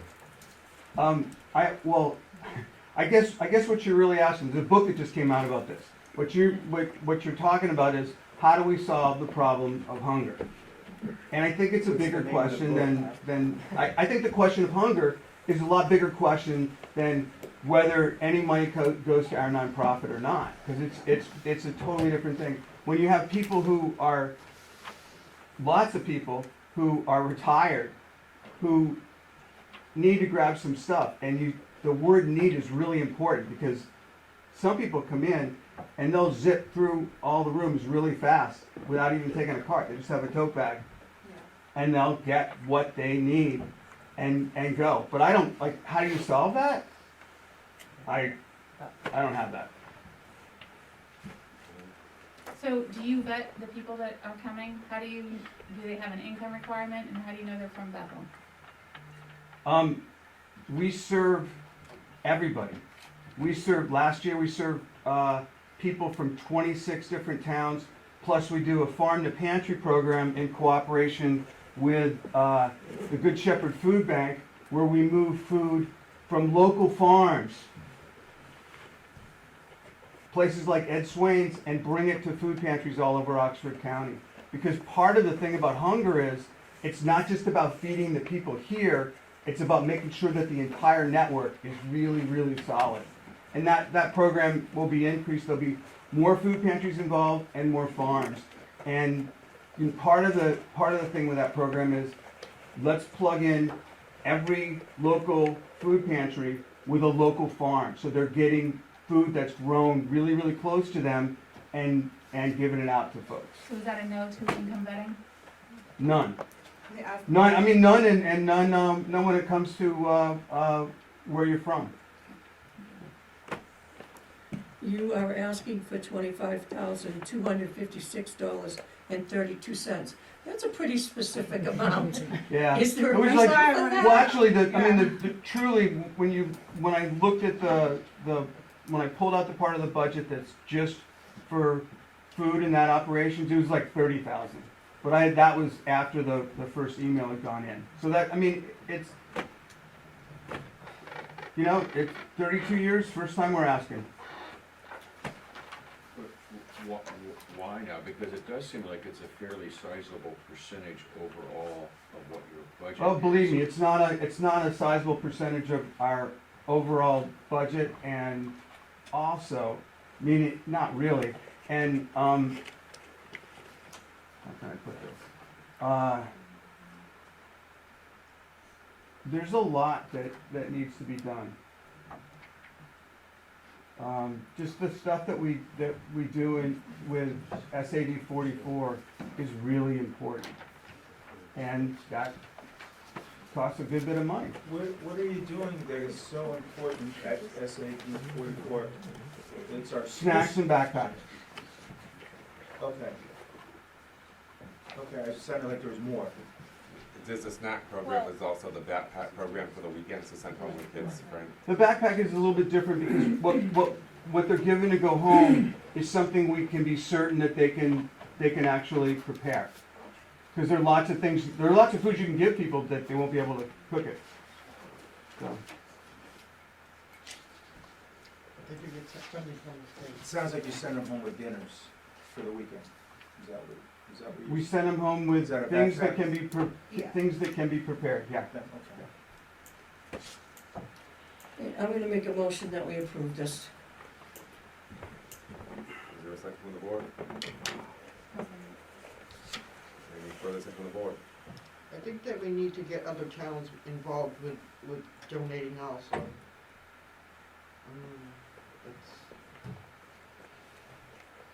That's it. I'll work on that. In your spare time, right? So, that's all in favor? Opposed? Yeah, they're good. We support Abstained, I'm abstaining because I'm a member of the board. Yeah, no problem. What Did you vote? For or against Pat? I go for it. I need to see the vote again. So, for? Against? And one abstention. Budget committee. I'll move the $125,816. Dave, it's your lucky day, Dave. It's your lucky day. $25,256.32. Second. Discussion. I just have a question. Sorry. I have a question. Dave, will some of this be used to buy products from the Good Shepherd Food Bank? So then it will be multiplier of. Yeah, it'll be like we get most of the stuff from Good Shepherd, and that'll be you get $4 worth of food for $1 because the price is so it is. Okay. Okay. Well, I'm still trying to understand, again, in principle, I believe the town should be providing some support for the food bank, absolutely. But what I just don't understand how 32 years ago, nothing, no other town contribution, and suddenly now it's 62% of the budget is being, did something change? No, it isn't 62%. I said that 52% of the people who use the food pantry this past year are from the town of Bethel. I never said that what I did say was that about $60,000 is the chunk of our overall budget that goes directly towards helping people. But, okay, it seems to me that the percentage of what you're requesting, the 25,000 and change, is a significant percentage of your budget. And what I'm wondering is why or how, what happened? Was there a huge change in the fundraising? Was there a huge, what has occurred that led to this? And again, it's not like it's 10% or a small amount. It seems to be a very significant portion of the budget. And what changed? Why?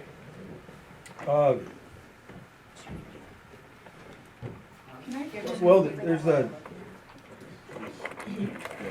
there's a couple things that I can't quite say yet because it's not appropriate to make things public, but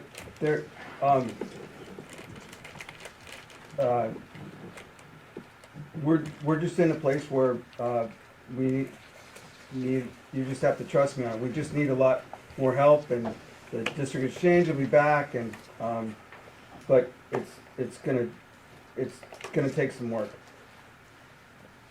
And this is 62% of expenses, not budget, expenses, it says. Yeah, well, again, it's a sizable percentage, let me just put it that way. Like the Historical Society was about 10% or something. So it seems like suddenly there's a significant either shortfall, something happened, or I don't. Well, we're doing a lot more. Let's say let's just talk about February. February there was a 12% increase, as in 12% new people coming in to get help. Okay, SNAP benefits were just decreased as of, I believe, the end of this month. So I anticipate a bit more there. And I also anticipate, because we're in a several month-long process of moving to a market pantry, that will also increase things. Those are the only things that I can say in public, but I can say that there are other things which are also really important, and it's not ready yet.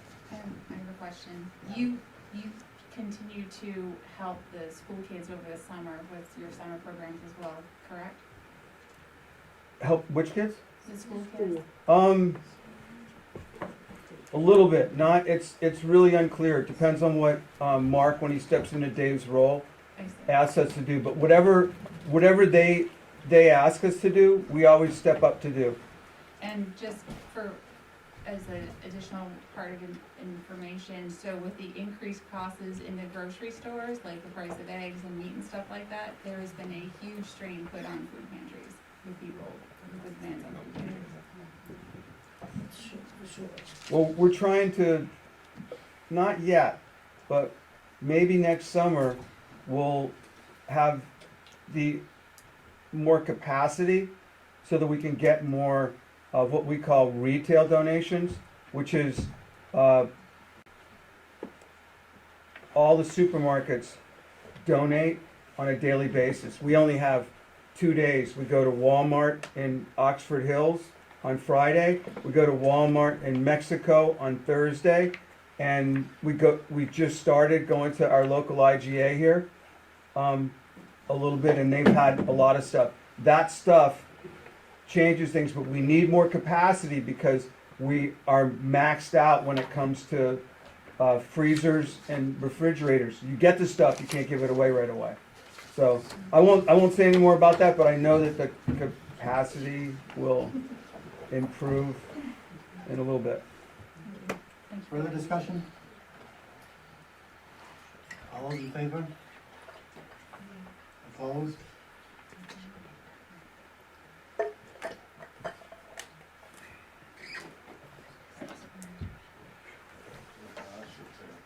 It has 6-3.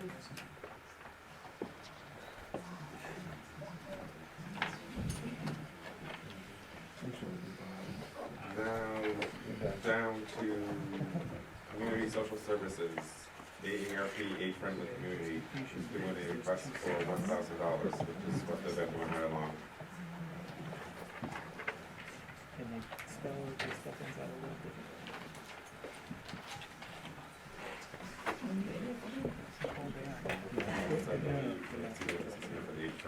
Yeah. Hi. Do you have questions, or you want me to just say a little bit about it? Sure, Nancy, go ahead. Say a Sure. little bit about the age-friendly community. So, the Age-Friendly Community Initiative, which we are really conceiving as community, not just us old people, has been in existence since 2015. And the town of Bethel and the 5 other member towns have supported us that whole time. That is our only real revenue and covers all our operating expenses. We do get significant grants to fund specific projects, like the benches and tables. That was a huge project. Kate was a part of it, and the Congo craftsmen, providing decorated benches and tables for our 6 communities.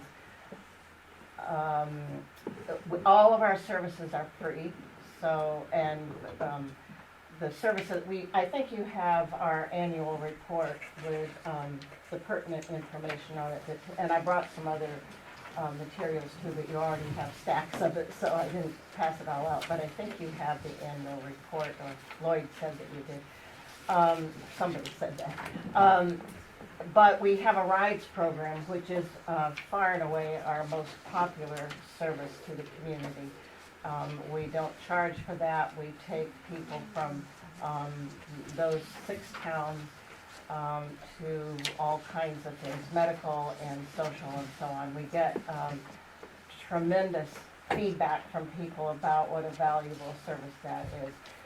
We have a walk to gym program in conjunction with the rec board. We have a chores program in conjunction with the high school programs.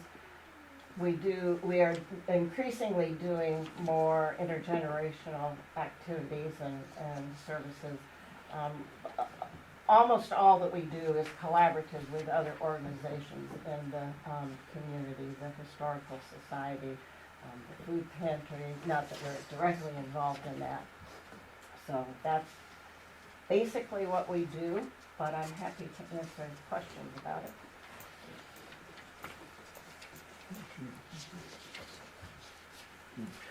I'm gonna make a motion, we approve it. Is there a second from the board on that? I'll second. Any discussion from the board? I think I need to abstain from this one because I used to work for them and I still run their socials. So, all in favor? Against? And abstention. Budget committee,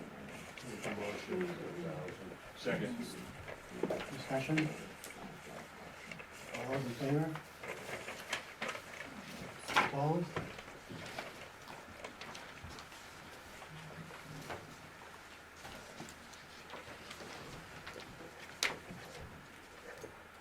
Okay. So, community and leisure services, contribution agencies, Andrew's Dog and Home health care and hospice is requesting $2,500. I'm gonna make a motion to approve that. Whoop. 2,500.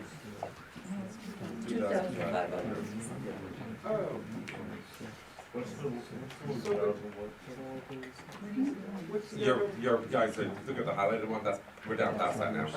That was the total for the social services, now we're down to community social services. We thought you were skipping something. No. Don't we have to vote on the total amount? Not if you did it individually. Not if we did it line by line. Vote on each one. I was thinking that we always voted. That's how we have done it in the past, We usually yes. do it. A motion is made for the full amount, and then discussion occurs, and then, But we tag the line by line this year, so.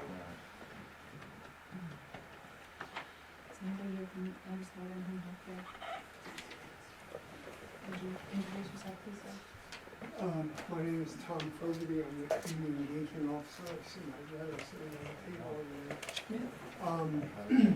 We are, I can tell you that the town of Bethel and Amistad have had a long time relationship.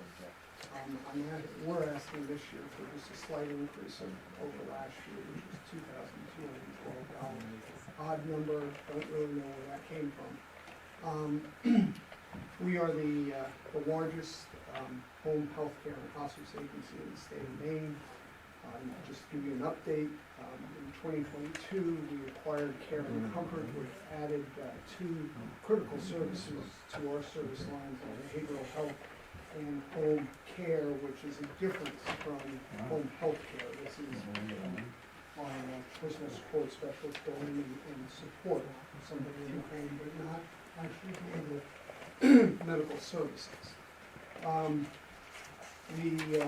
The other thing is we provided the town of Bethel, we served 87 patients in the town of Bethel for about $350,000 over the last year. And we also provided across the state $1.65 million in charity and unreimbursed services Can we have Wyatt at the background, please? It's time to hear what's going on up here. Throughout the state. The demand for unreimbursed services or charity care is going to increase this year. We already have seen it, particularly with home health care and also with our behavioral health services. In addition to that, we've also added several complimentary hospice services, which we provide to patients and families free of charge. So our, total in Oxford County, I think our services are north of $9 million for about 1,800 folks. So we serve all the towns on our page. So that's where we stand right now. And yes, inflation has affected all of us. And then we also have the unique, well, not so unique, but we also have the challenges with employment, retaining people, while the demand for services continues to increase as the state continues to age. Do you have donations from other towns? Yeah, yes. Yeah. I've got a list of them all along. And I can tell you that historically, and our first president, Dick Hooper, just passed away, and one of the things he said to me is that the original support for the organization in 1965 was from the municipality because there was no private. And this was to make our senior citizens more independent, safer, keeping them out of the institutions, if you will. And so we provide all those services. So that's where we are right now. We also, so in terms of food pantry, we do have a program. It's called Food Care Team, which does work with individuals who have other things, including food insecurity. We work with them to make them more independent, and and finding the resources that they need, quite frankly, in terms of job skills, housing, food, those kinds of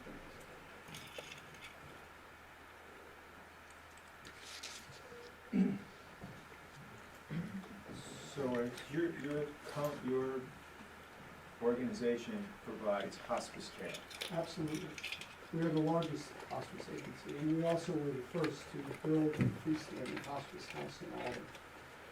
And my understanding, I don't know how it works in Maine, but in Maine, when you provide service, is it, do you work in conjunction with like Medicare and Medicaid Yes, and all that? Medicare and Medicaid, yes. And they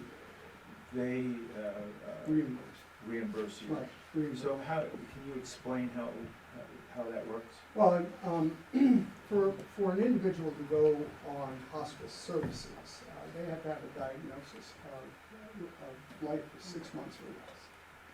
Prior to that, sometimes they're either under medical care or palliative care. But for somebody to receive hospice services, they have to have that diagnosis, which is provided by their physician. And then we pull a team together and work with that individual over the course of the rest of their life and provide those services.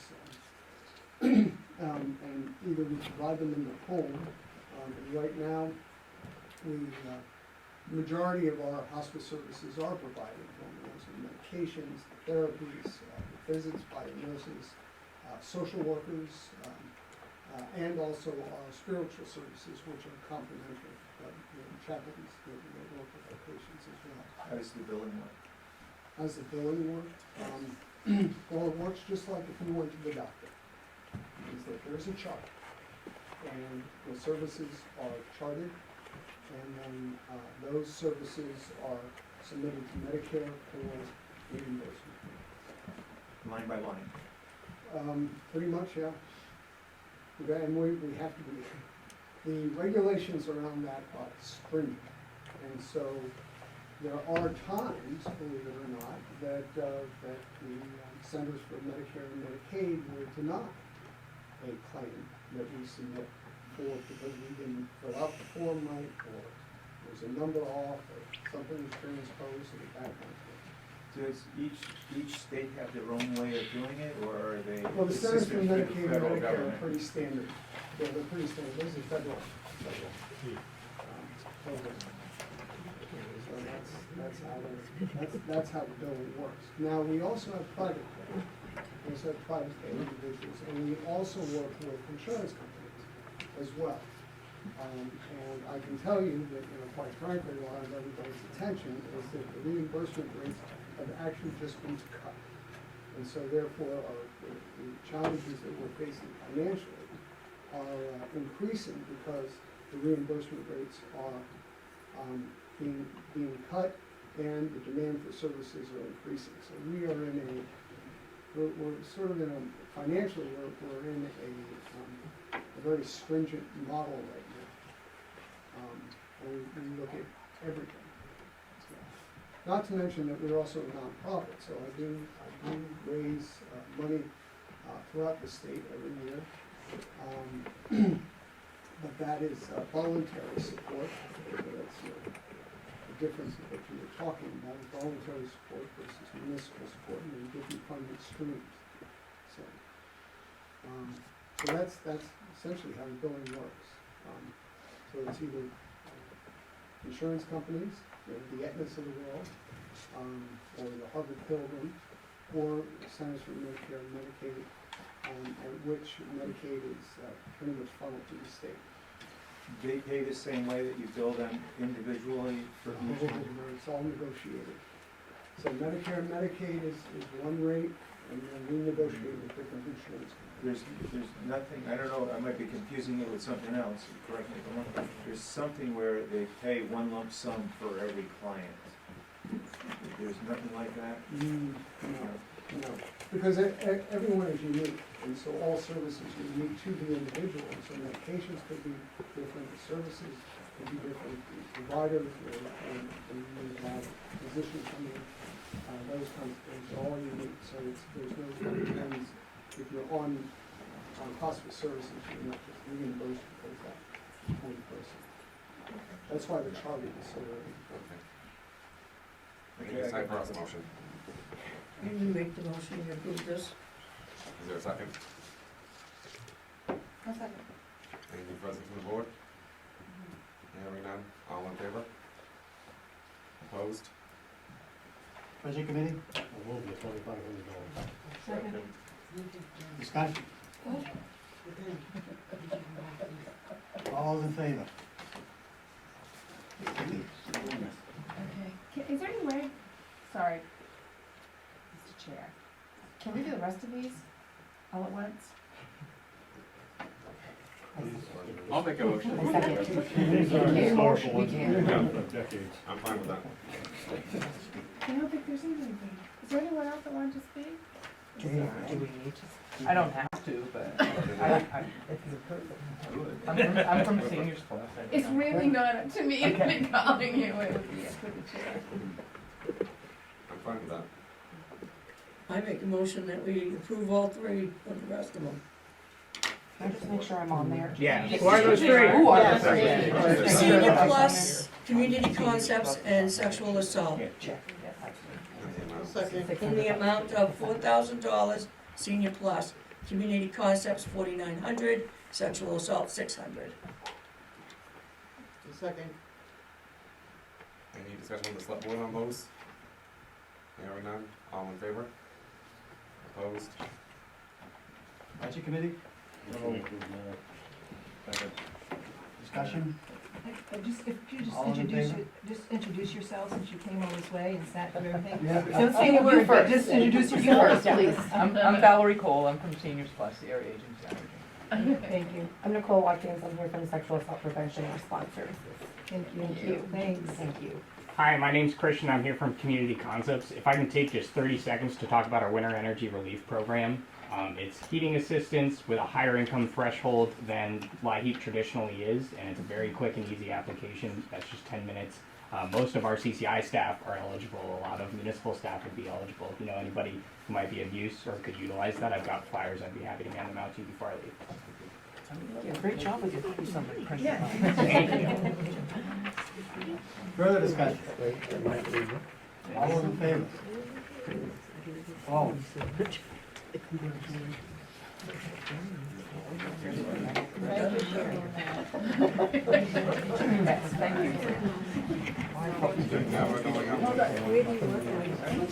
So we're gonna give you guys some So air. if Yeah. anybody would like to leave who has already presented, they are more than welcome to at any point in time. Take a 5-minute break. Yeah.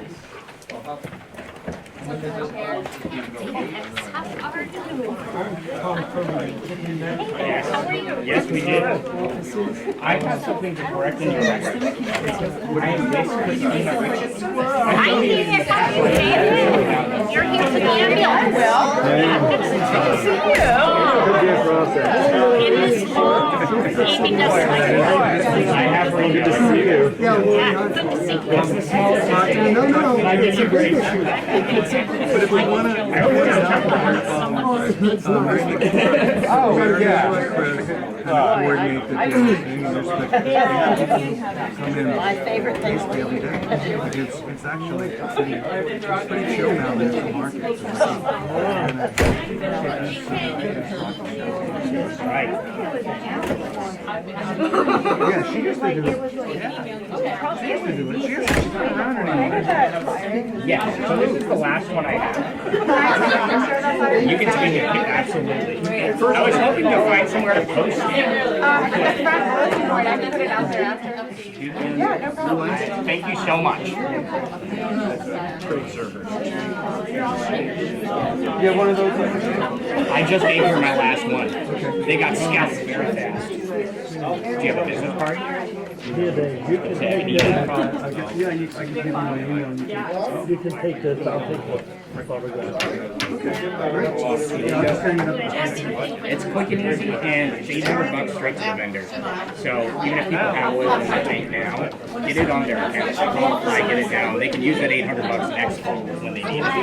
So very, very versatile, very useful. I encourage everybody to call. Karen's around sometimes.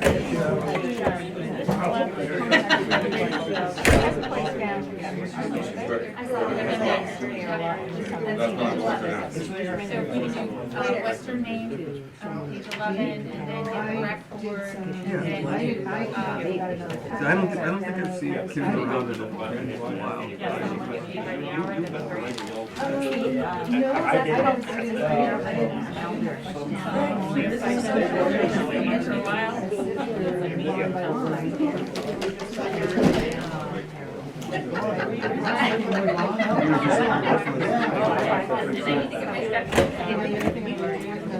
He's on the ordinance.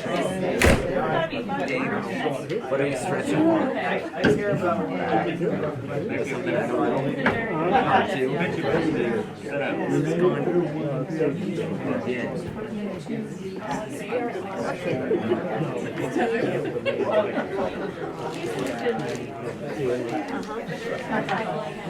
You guys still awake? I'll try to.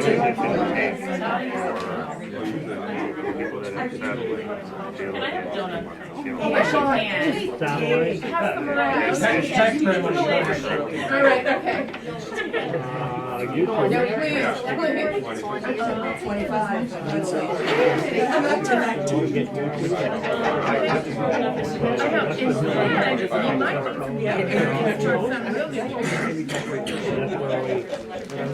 That's where we do all Yeah, I did.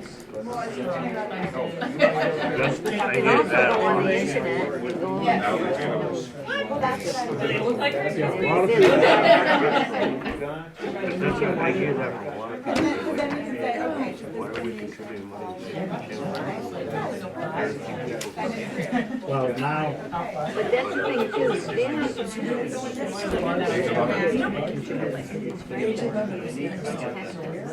Working the lights on and off, yeah. Time to go.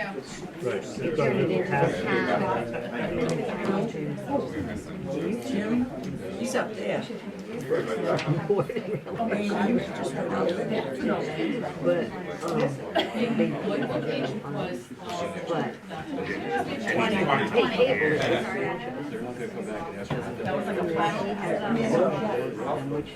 How far do you think you will progress tonight? Is this meeting go to 8 or No, 9? they're not upgrade, that's what we've done this week. They nailed that on the inside. But we got used to. Probably 8:30 the latest. Okay. We got Thursday to come back. Yeah, we'll see where we're at. Yeah, Dan, Let's move this back into session. You can watch it. Mr. Chance. Both chairs banging. Okay. Okay, so now we're going on to page 11.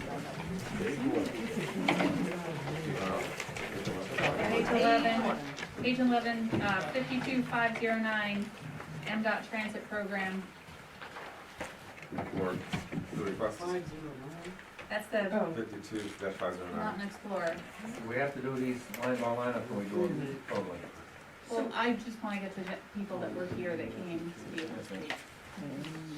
We can give him a chance to speak and then we can do the whole thing if. The whole budget? No. That would be nice. So, I'm Craig Zerhurst, Community Relations Director for Western Maine Transportation Services. We operate the Mountain Explorer. We're a little bit better this year than we were last year. We actually were able to operate Saturdays and Sundays. The only reason we weren't able to operate a full schedule is because we couldn't get enough drivers. We actually missed getting Scott, what was it, 2 weeks? It was barely. We are clawing our way back to relevance.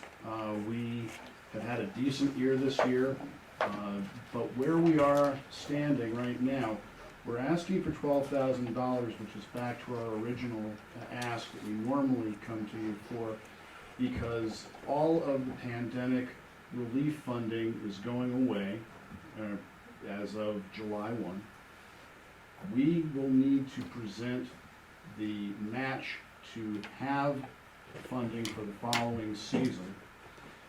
If we don't have that match, we will not be able to operate. Now, what does this entail? How much are we actually going to need? The $12,000 is a safe amount. We have not billed for this season yet, and we actually don't even know what we're going to build. We don't want to take undue advantage of the town. We ask funding from both Bethel and Newry, and then we have funding from the mountain, funding from Gould Academy, that all goes together to allow us to draw down the amount of federal funding that we need to operate the service. Ridership is certainly not where we want it to be. We were very, very encouraged that we were getting calls this year again, finally, from people who were looking for additional service on weekdays, later service in the evenings, what we had traditionally provided. If we'd had the drivers, we would have gladly done that. When we wrote the letter, we did not think we would have the ability to operate over the President's Day week. We ended up being able to do that. So we were carrying people between Bethel and the mountain and vice versa. So at this point, the request is to make sure we have enough to kick the service off for next season. And thank you all for whatever support the town can lend. These are odd times. He's been coming here for years and years. It makes me feel really anxious. But appreciate it. I can deal with it. Yes. We're all there. So why in the 2022 and 2023 you have not used the money? Oh, so going back to the 22 fiscal year, we had no drivers. We couldn't operate the program. All we could do, we had one and a half drivers. We were able to help Gould with their on-mountain program, which it is a public run, but it's predominantly in service to them. We're not going to bill the town for anything that we couldn't supply. There's a certain amount we had to, but it was, I don't even remember what the actual amount was, but it was far less than the original ask. We don't yet know what we're going to bill the town for this year. It will not be the full 12,000. We're trying to be as fair as we can, but we want to make sure that the service is able to stay on the road. We know that it provides a benefit to the community. But as I said, these are very odd times. We'll know a lot more as we go into next year. I'm gonna make a motion, we approve this. I'll second. Any questions on the subboard? What's the total budget? For the Mountain Explorer, I'm gonna have to spitball this one.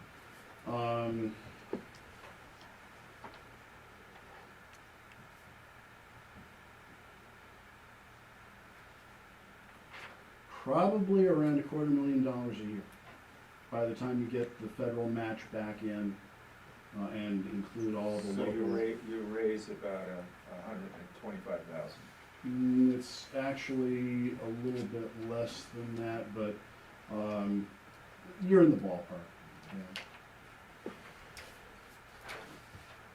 The biggest contributors is the town? No, the biggest Bethel? contributor is Sunday River. Okay. And then it's roughly equal between the two towns and Gould. Okay. Any questions from the town? On the subboard, hearing none, all in favor? Budget committee, Make a motion, we approve the $12,000. Second. discussion? All those in favor? We appreciate the support. Let us know your thoughts. Let us know if there's anything you think we can do in the interim or if anything changes. Thank you all. Thank you, Greg. Thank you. Well, I've got the rec department, code, Scott, And protective services are here, well, Mike's gotta stay no matter what, so just trying to ask him. Looking through if there's anything you wanna ask them, so I can let them go home. Well, let's just do them all together and vote on it, and then they can go home. I'd like to do rec department first, and, well, public works, because it's. I don't mind saying yeah, honestly. It doesn't matter. My husband's taking care of the kids.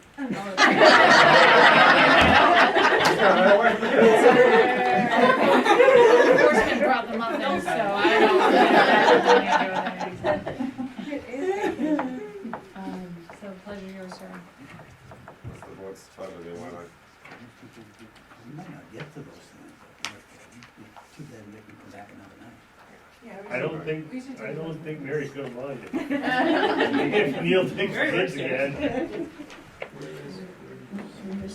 where is the? What page is rec board? 17.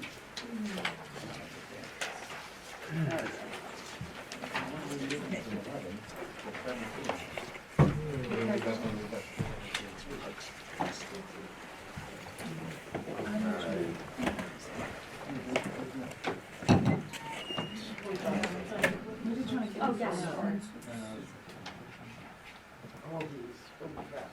So, the whole page is right, yes. Not all of it.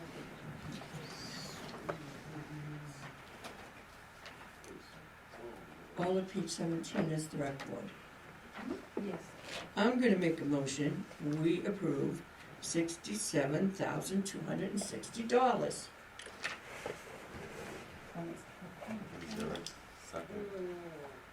which is the total amount for the page. I'll second it. Any discussion with the board, any questions for, Any questions for me about any of the changes? You're asking for 1,000 less for the swimming program? That is correct. Yes, because we were trying to find areas that we could save some money, and that one, there is a capacity limit. We partner with MKA, and they have one instructor and one lifeguard, so there's only so many kids that they can have. And we came in right around 3,000 last summer, so expect to be about that same. I would expect for the next couple of summers we'll be that way until staffing issues change. And the ice rink, you don't know where that's gonna be next year? Correct. And you did have private donations on that too? Yes. So the 5,000 is the building that we house our snow blowers and hoses for resurfacing and a little bit of this and that and everything. That building's getting torn down. So I'm putting some money down because I don't know where I'm going to put everything. So I just need to have something. And I'll work with hopefully area businesses to help raise a little bit more money. I'm guessing it's going to cost more than 5, but I just don't know where we're going to be. Like where we're going to be, how we're going to do it all. So. Why the jump in offerings? Decrease, or it's the same. it's the same? See. Oh, I was reading the There's a first year. decreasing cross country. Never mind, I get it. I think baseball and softball, there's a big increase. Yes, because the program's grown, specifically in softball. Last year we saw a softball program double in size to be equal to the baseball program. The cost for equipment has gone up significantly. Fees for the league have gone up, and umpires, because we have, at a certain level, we have to pay for those umpires, and they are demanding a higher compensation.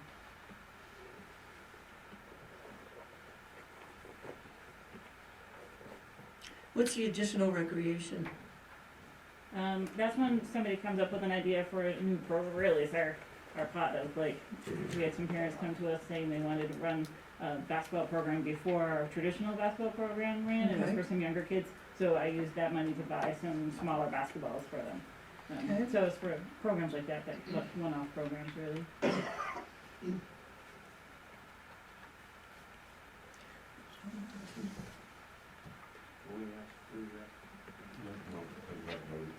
Anything more from the board? Hearing none. Board, something in favor? Budget committee, So, Second. discussion? What's the $360 proposed? That's because, Mary she doesn't receive a phone stipend, so all of her calls were on her own phone. Further discussion? Question? Yep. I was just trying to quickly look in the revenue, I believe there are fees that come in that help offset this, right? Yes. Um, Usually comes in about 10,000 a year. okay, so for revenue, recreation fees, budgeting 12,000. Yeah, it comes in between 10 and 12. Baseball being higher, Yeah, helping a little bit. Go against And that. that's, we, as a rec board, we talk about it often, is like, do we increase the cost for kids to participate in our program? I struggle with that personally, because people who pay will pay, the people who register their kids and don't pay, like I sent out a few reminders, but there's some point that some families I know to pester, and the other ones I just leave alone. We want kids to be able to participate. at the end of Right, the day. so it doesn't, the only area that maybe as baseball grows, and that's the most costly program we have, and other towns do charge more, and we don't, we hold the line for that, whether or not we want to consider that. But again, we're reaching kids. I started this job in the beginning of the pandemic, midst of the pandemic, and, the mission was to get kids out there playing, and adults too, out moving, so I don't want the cost to be Yeah, my only point was that it goes against your expenses, so. Yeah, it'll offset. I have a second question. Yep. The $5,000 that's new this year for the ice rink, is that more, would you say, a capital item, one time? We always have expenses, depending on, this is year 2, right, so, we'll have a new liner that we'll have to buy, and that's like an annual expense.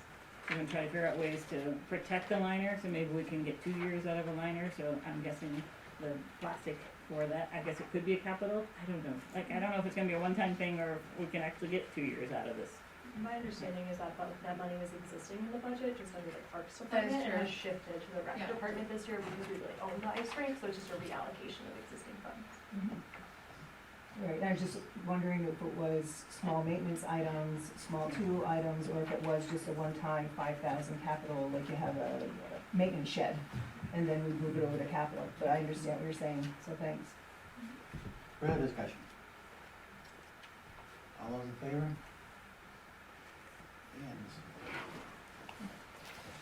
Do you want to do next? Can we get 2 codes because he's got. Yeah. I'll take the out, man. What page is that? Thanks, Mary. Thank you, everybody. Thanks, Mary. See you, Mayor.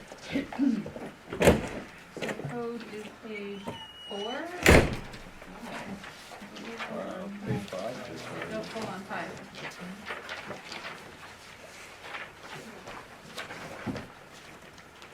On to page 5, under CEO. Personnel expenses. Yeah, the code is not thorough, yeah. 53, 100. It's 59,237. the little bit of the So the 90,000. 90,085. Is What the number? total. 90. Page 5, the total budget for the CEO. Furnace show Yeah. of $9,085. That says planning and CEO. Well, that's the whole department. Oh, okay. I'm gonna make a motion we approve the $90,085. Is that back on the board? I'll second. Total for the page. Any questions from the board? I have a question. Legal services, how do we go about executing legal services? I want to hear, how does the code enforcement officer make the decision to call without going to the town manager? Or? No. I'm asking a question. He doesn't, and so those legal services there would involve if he has a question he usually comes to me and I'll tell him that he should probably check with the attorney. Sometimes it's when has to vet out, the planning, ORCs vetting out their. Okay, so the follow. What you doing? Yes, thank you. The follow through on that. Yeah. That line item is in other places in the budget as far as legal services, and it's kind of broken out for departments. Great. I'm bringing up for discussion is putting it all in one, so we have one line item on it, so that maybe in the future, we get a better number of what it's costing us, so that maybe it's budgeted less, so we don't have so much of a carryover in that line item. Having multiple, I think there's 4 of them, having one, and so that we can so we can fine tune the budget going forward. But then you don't have a true accurate feeling for each department, Frank. Different Well, departments. we can ask that number. Different departments go to an attorney different times. I understand that, but what I'm trying to do is, ultimately, I'd like to see us have a budget that doesn't have so much carryover.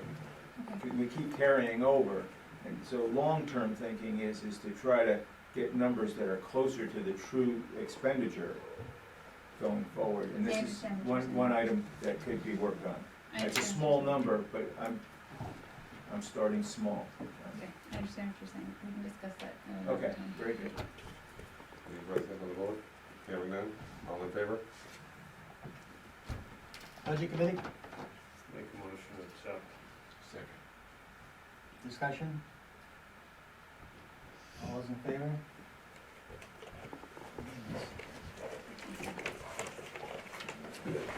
Thank you all. Thank you, Randy. Public Thank you Works. for that, Night, Randy. I'm safe. Public Works, page, is that page 11 as well? Yes. Page 11, back to page 11, please. Nope, actually, we're gonna start him on page 10. This is page 10. Yep, we just start him on page 10.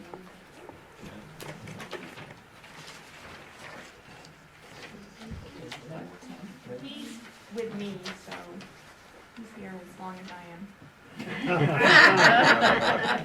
You stop. I've been here for 30 years. He doesn't know how to take the car though. Not without the Bet he keys. doesn't. Bet he doesn't Where want does to. it go? There it is. So that's on page 10. Yep. Starting on page 10, public safety, solid waste and recycling. What's the line item? 50.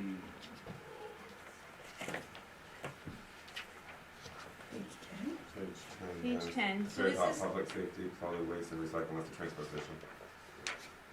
and the total amount for this budget is $670,969. This is just for the solid waste portion.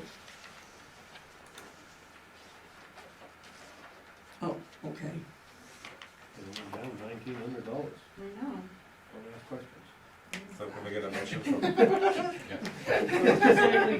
Solid waste and recycling, I'll make a motion that we approve the $670,969. I'll second the motion. Any discussion on the board or any questions? Hearing none, all in favor?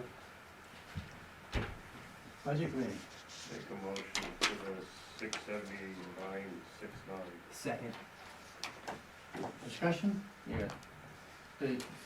On line item 52551, the shipping fees, that's 30%, 6 months times 2 is the 30,000?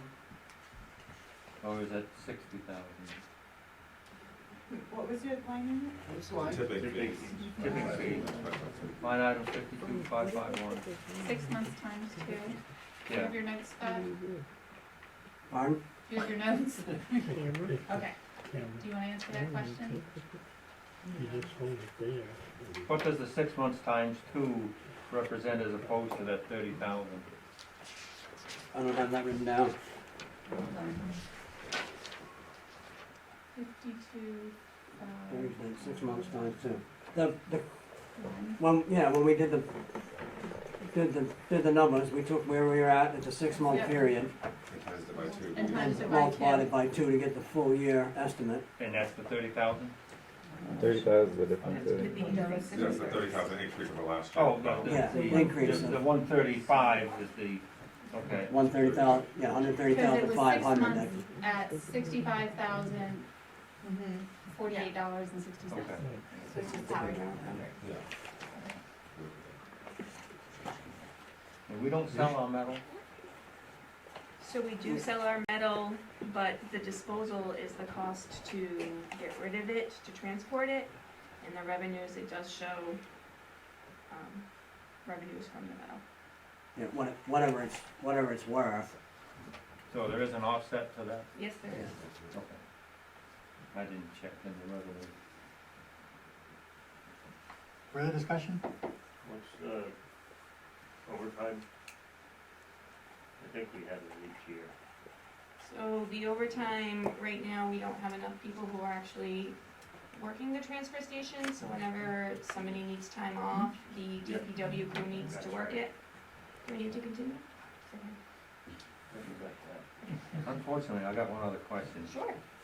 On 53-100, the includes 100 cost punch pads and $1,000. So we had discussed, the select board had discussed going to a punch card system. If they approve that, I wanted to be prepared in the budget, so that would be the supplies, 500 plus 100 for supplies equal to 600 plus the punch cards for printing, so that would be the 1,000, and that would be the 1,600.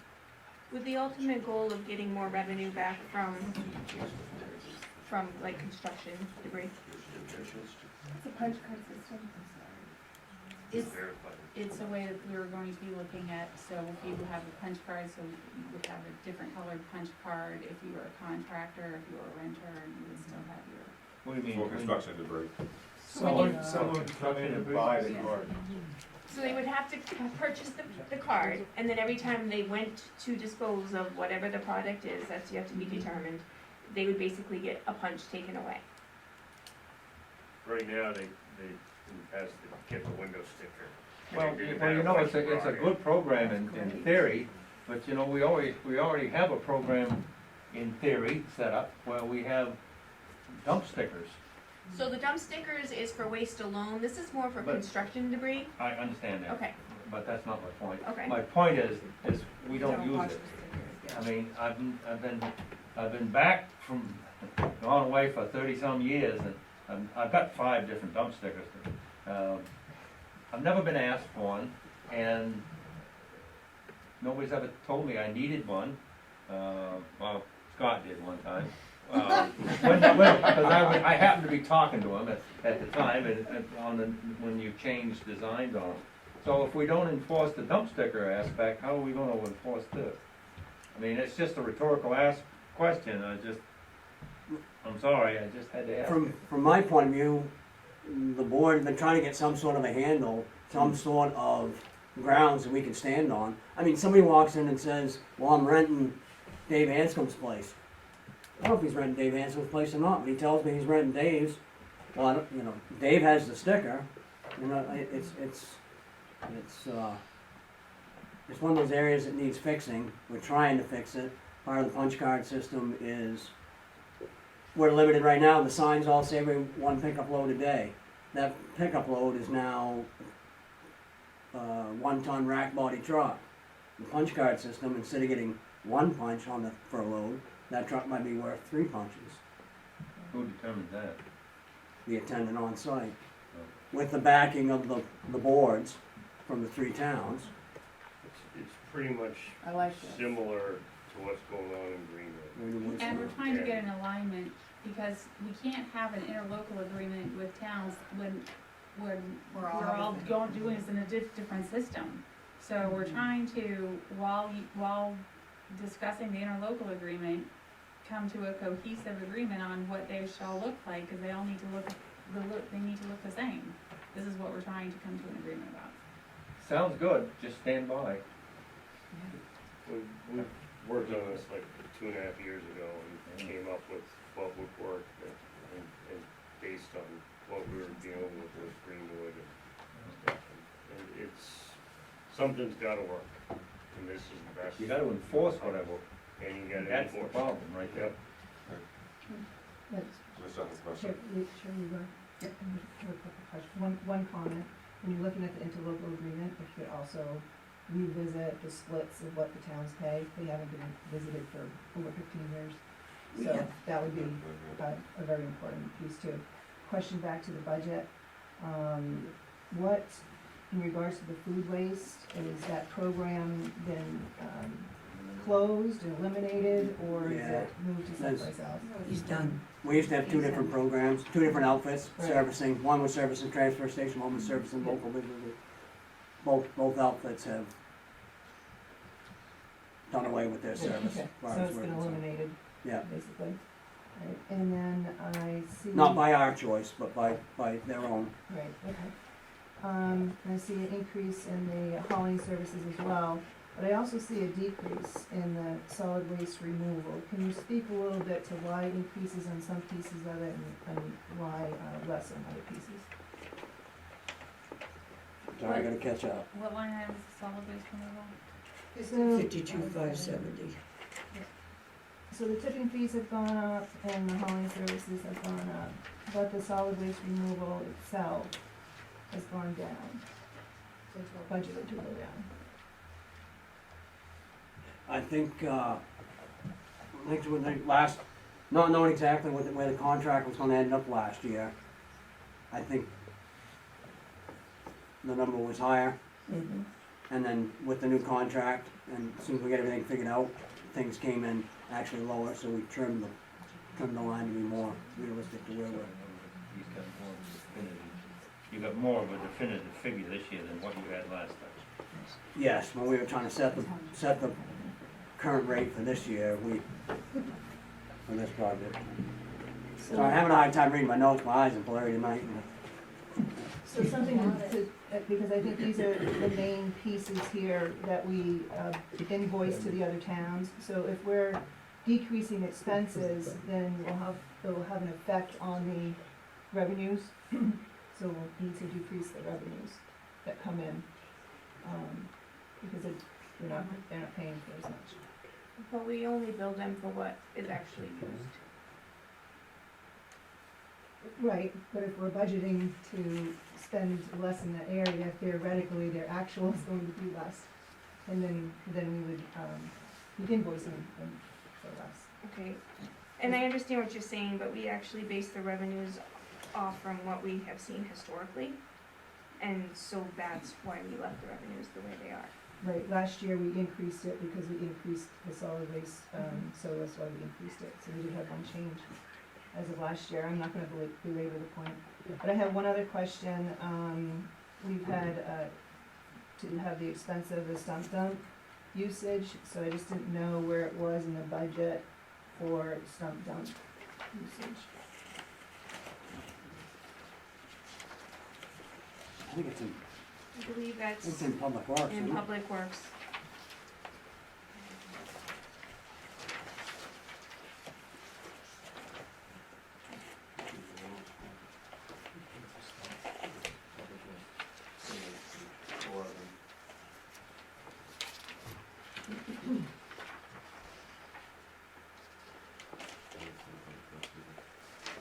I believe it's under contracted services in Public Works.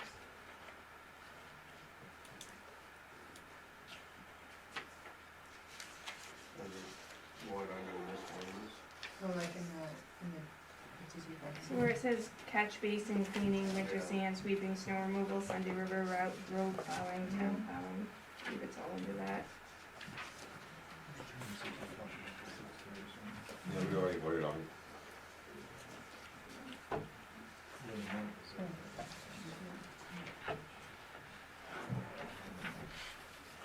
Further discussion? You guys are looking at something. Wait, Okay. you is there. Well, I look to increase that budget. I mean, we've had special meetings this past year to raise funds from to get funds from the undesignated fund. I just wanna make sure that we actually have it in the budget this year.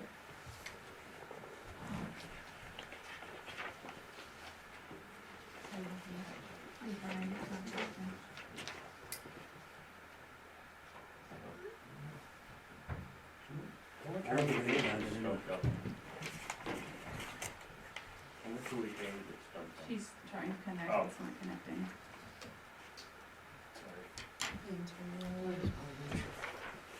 No, I think it was 5,000 for this year with an increase next year To for another. 15. Was it 15,000? Is that going across this, or is that going to Wilson? Wilson. Goes to Wilson.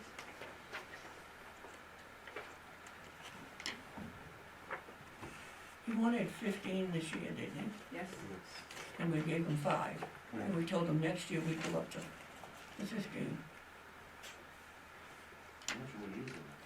A lot. How do we know that? Yes, How do we it get does. that information, it's a lot? It does require licenses. Wilson keeps track of it. What is it, just people? Did he give us a number of how much is being used? Yes. And what was that number? I remember. I don't have that number myself. Wow, that was a while ago. You don't have it in your contracted services? No, I do not. Oh.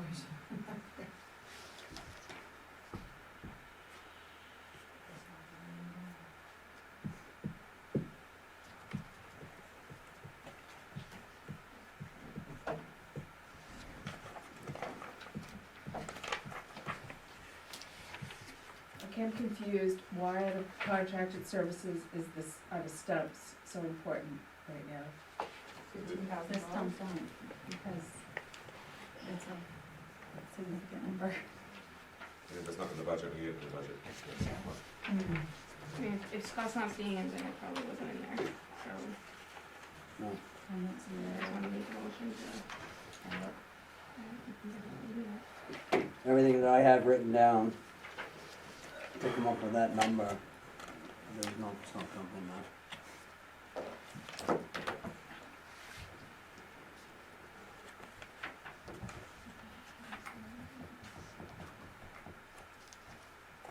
The stumped up was its own line item last year. It was, I remember seeing it. Last year? I thought we just did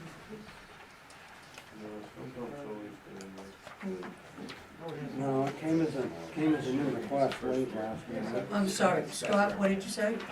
It came as a new request late last year, correct? After Late the- last year. Yeah. We didn't have it. So it wouldn't have been in last year's budget? No, Oh, that's right. no, because we didn't have enough money to pay it, we asked if we could take a less amount, and we put in the budget for next year, but then I saw, I think in maybe the December, special town meeting, that money was taken from the designated fund, so I was thinking there must be some budget number to put in for this year. So we did take it out of contracted services this last year. It's under DA Wilson's, it was $5,000. But the contract's 15.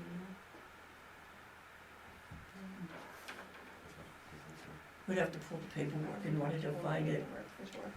But if Scott didn't budget it, then It's not it's in the not budget. in there, it's not in there, so. it So should- it should should. either add it under contracted services or we gotta add it under, It is a contract and service. yeah, so that's what should be, yeah. It makes sense that it We'll was there. add it under that one. Where are we at? Budget. Page The 11. selectmen have already voted. So, and this number is good, because it's gonna go in contracted services, correct? And it's gonna go on page 11, Right. I just didn't know if it was gonna go in 10 or 11, that's what it was. But do we have to revote, I mean, do we have to? We haven't voted. We haven't voted Yeah. yet, but have. We only Yeah. voted for page 10. That's what on page 10. So since it's not going in page 10, it's going in 11, Okay. We can vote. we can vote. So the selectmen voted for the 670, right? Correct. 669. We have a motion and a second. Further discussion? All in favor? Yes. So that's that whole page 10. Yes. Yeah.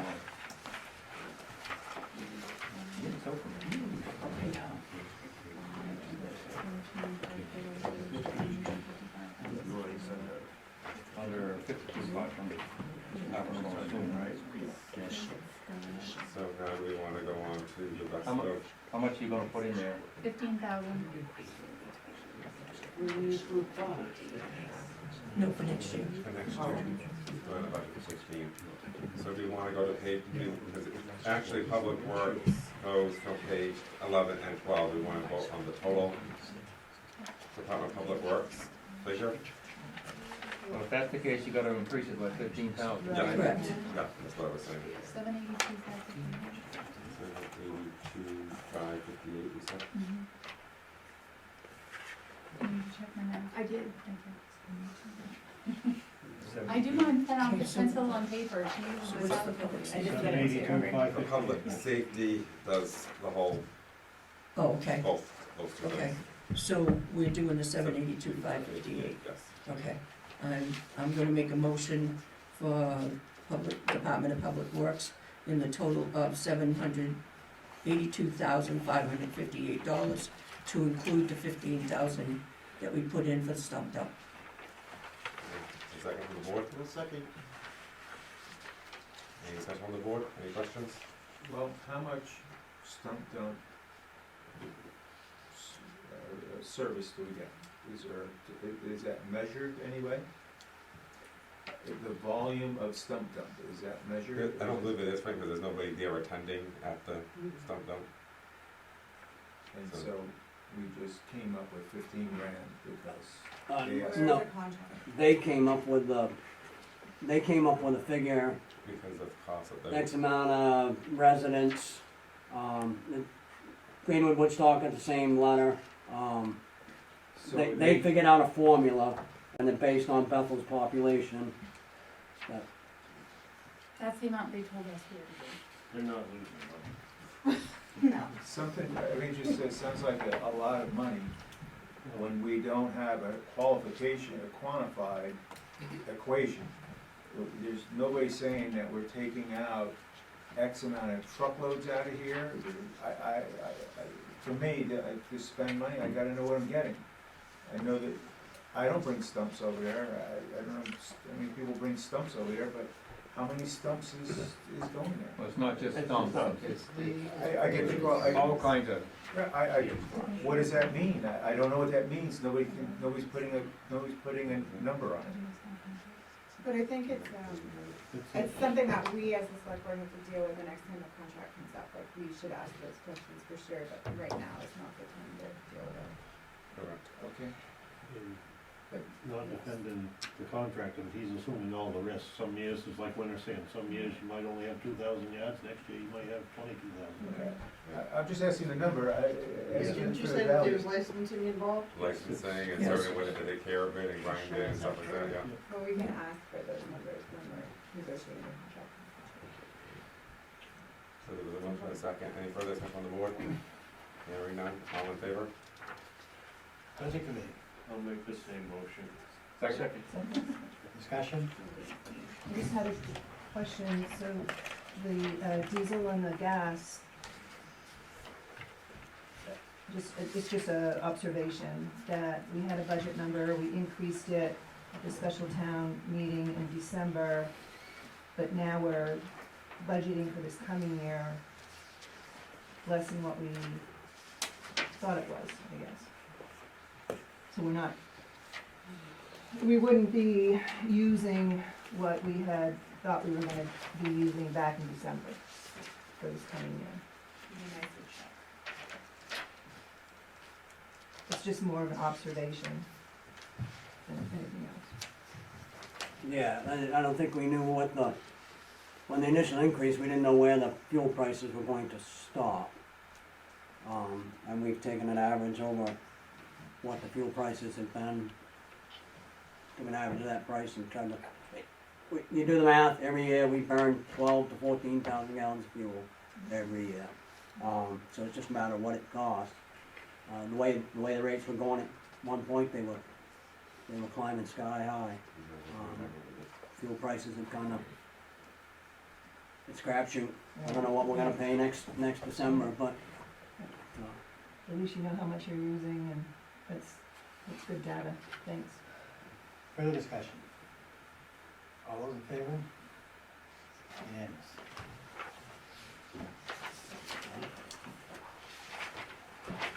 Do we want to do any more tonight, or do we want to call it a night and come back on Thursday? I'll vote for calling it a night. I don't wanna have to have the guys come back. You guys, We've got two night schedules, we've got tonight and Thursday. no, but she's talking I'm about, talking about the employees. Oh. Yeah, I think we should. They're free. Well, who would Have have you to give come us back? under 20 minutes? yeah, we can. I'm all for that, I was just asking what the deal was, so where do we want, going through next? So if we could do like Andrine Park, Beyond the capacity. Mountain Park Cemetery, What's that? Just change it. What page?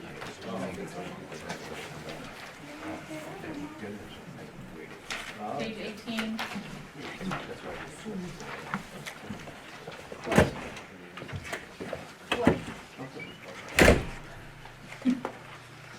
Alright, ready again? On to page 18. Okay. This is Legal Scott service in Parker. Andrew Lang Park. The total request is $13,623.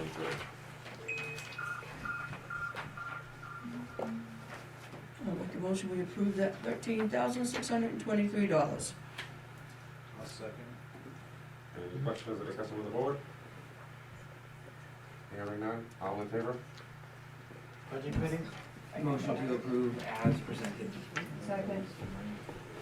Discussion? Bob's not gonna come back to that. All those in favor? You can abstain. All, Bob passed it, right?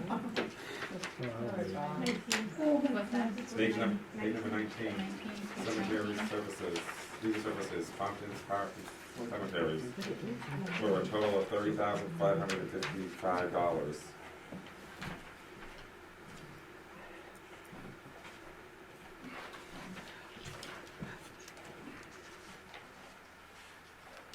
$30,550, you said?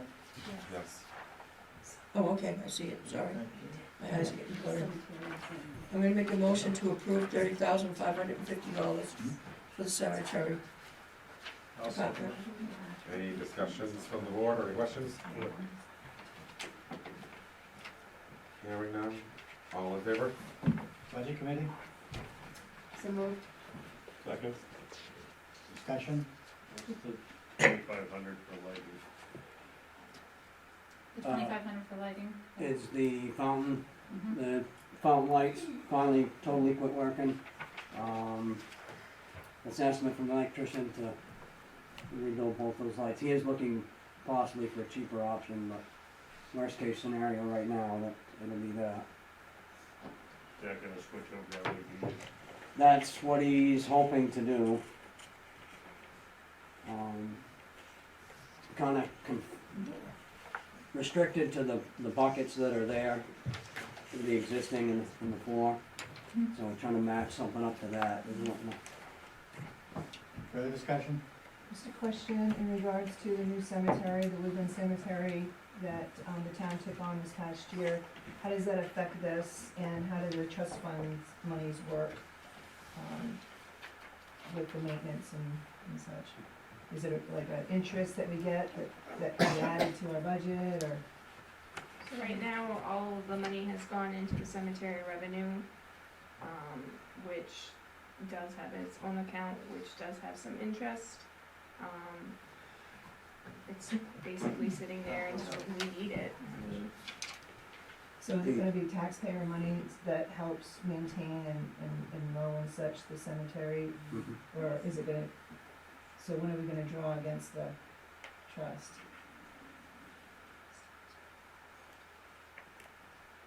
I guess whenever it's authorized, I mean. Right now, we received a check for it and it went into the cemetery trust, so. Were there any parameters with it? I assumed, and I should assume that it was gonna be used to help offset They didn't give any. maintenance and, I don't remember what was in the town warrant, but. Yeah, I know that their trust had a certain stipulation, but I don't know if they passed that on to us when they gave us the money or not, I don't know. It'd be great to get that answer Yeah. sometime. Yep. I can reach out to And the attorney too, Yeah. And an because I think attorney. there's, legal parameters when a town takes over, the cemetery. It'd be nice nice to have access to some of that money to help offset the maintenance. Further discussion? It's not under maintenance, it's not under maintenance. Can I ask who's the sexton? We don't have one. All those in favor? Opposed? Now, page what, did you say page 15? 15. Now, up to page 15, up to page 15. We're about Yeah. to the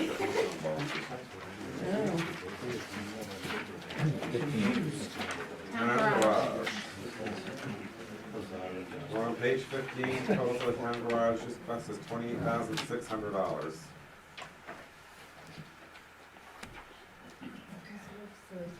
I'm gonna make a motion to approve $28,600.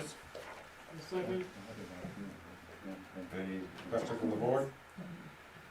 Downtown, It's the heating fuel. It's not. That was the increase we did, correct? On, On the fuel for the town garage, yep, the propane, yes, we increased it, but we haven't used it, right. okay? Should Right. be 16,000 out of 15,000, Yeah. yeah. So we put a motion in, any further discussion with the board? Hearing none, all in favor? Budget committee, Make a motion, Second. discussion? All in favor? Unanimous. Yeah, page. Scott, is that all of your stuff? Yes, Sure. yes, I think, You think? yes. He's too tired. He's good. Seth? I'm sorry, I went hunting last night, so. Oh. Now, when do we want to start? Do we want to? We do That's day, we it, do yeah. ambulance. Other than capital, Or even bingo that's a hut. different night, correct? So. Yeah. it would be 12 something, hold on. Protection. Dave, what page you on? 8. 8? Yeah, really. Okay, so page 8 and 9. So, Eight page and nine. page 8 and 9, the total, the request for the ambulance service is $411,294. I'll make a motion, we accept that, $411,294.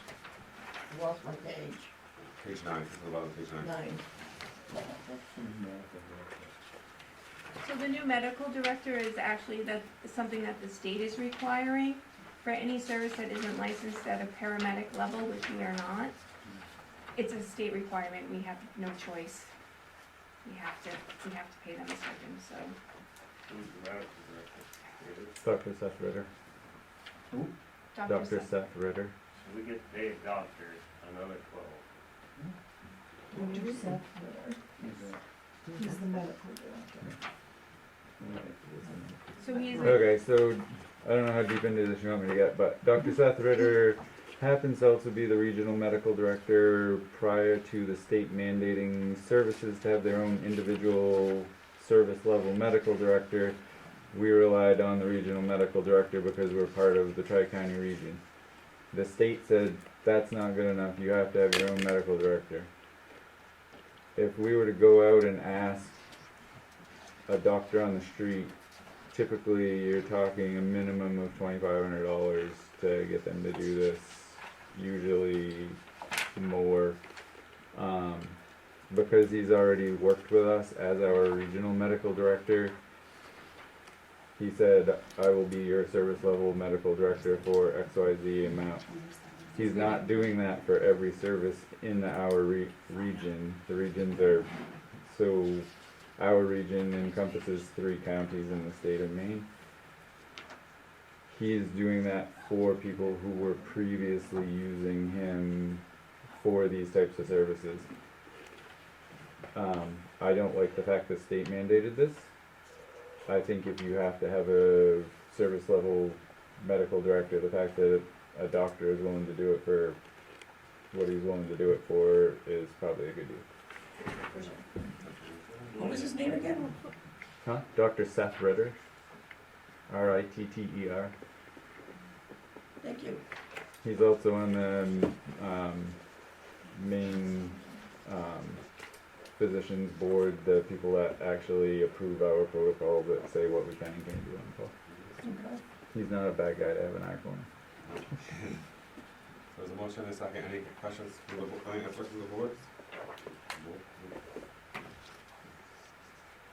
Hearing none, all in favor? Budget committee, So moved. second, discussion, all those in favor? Unanimous.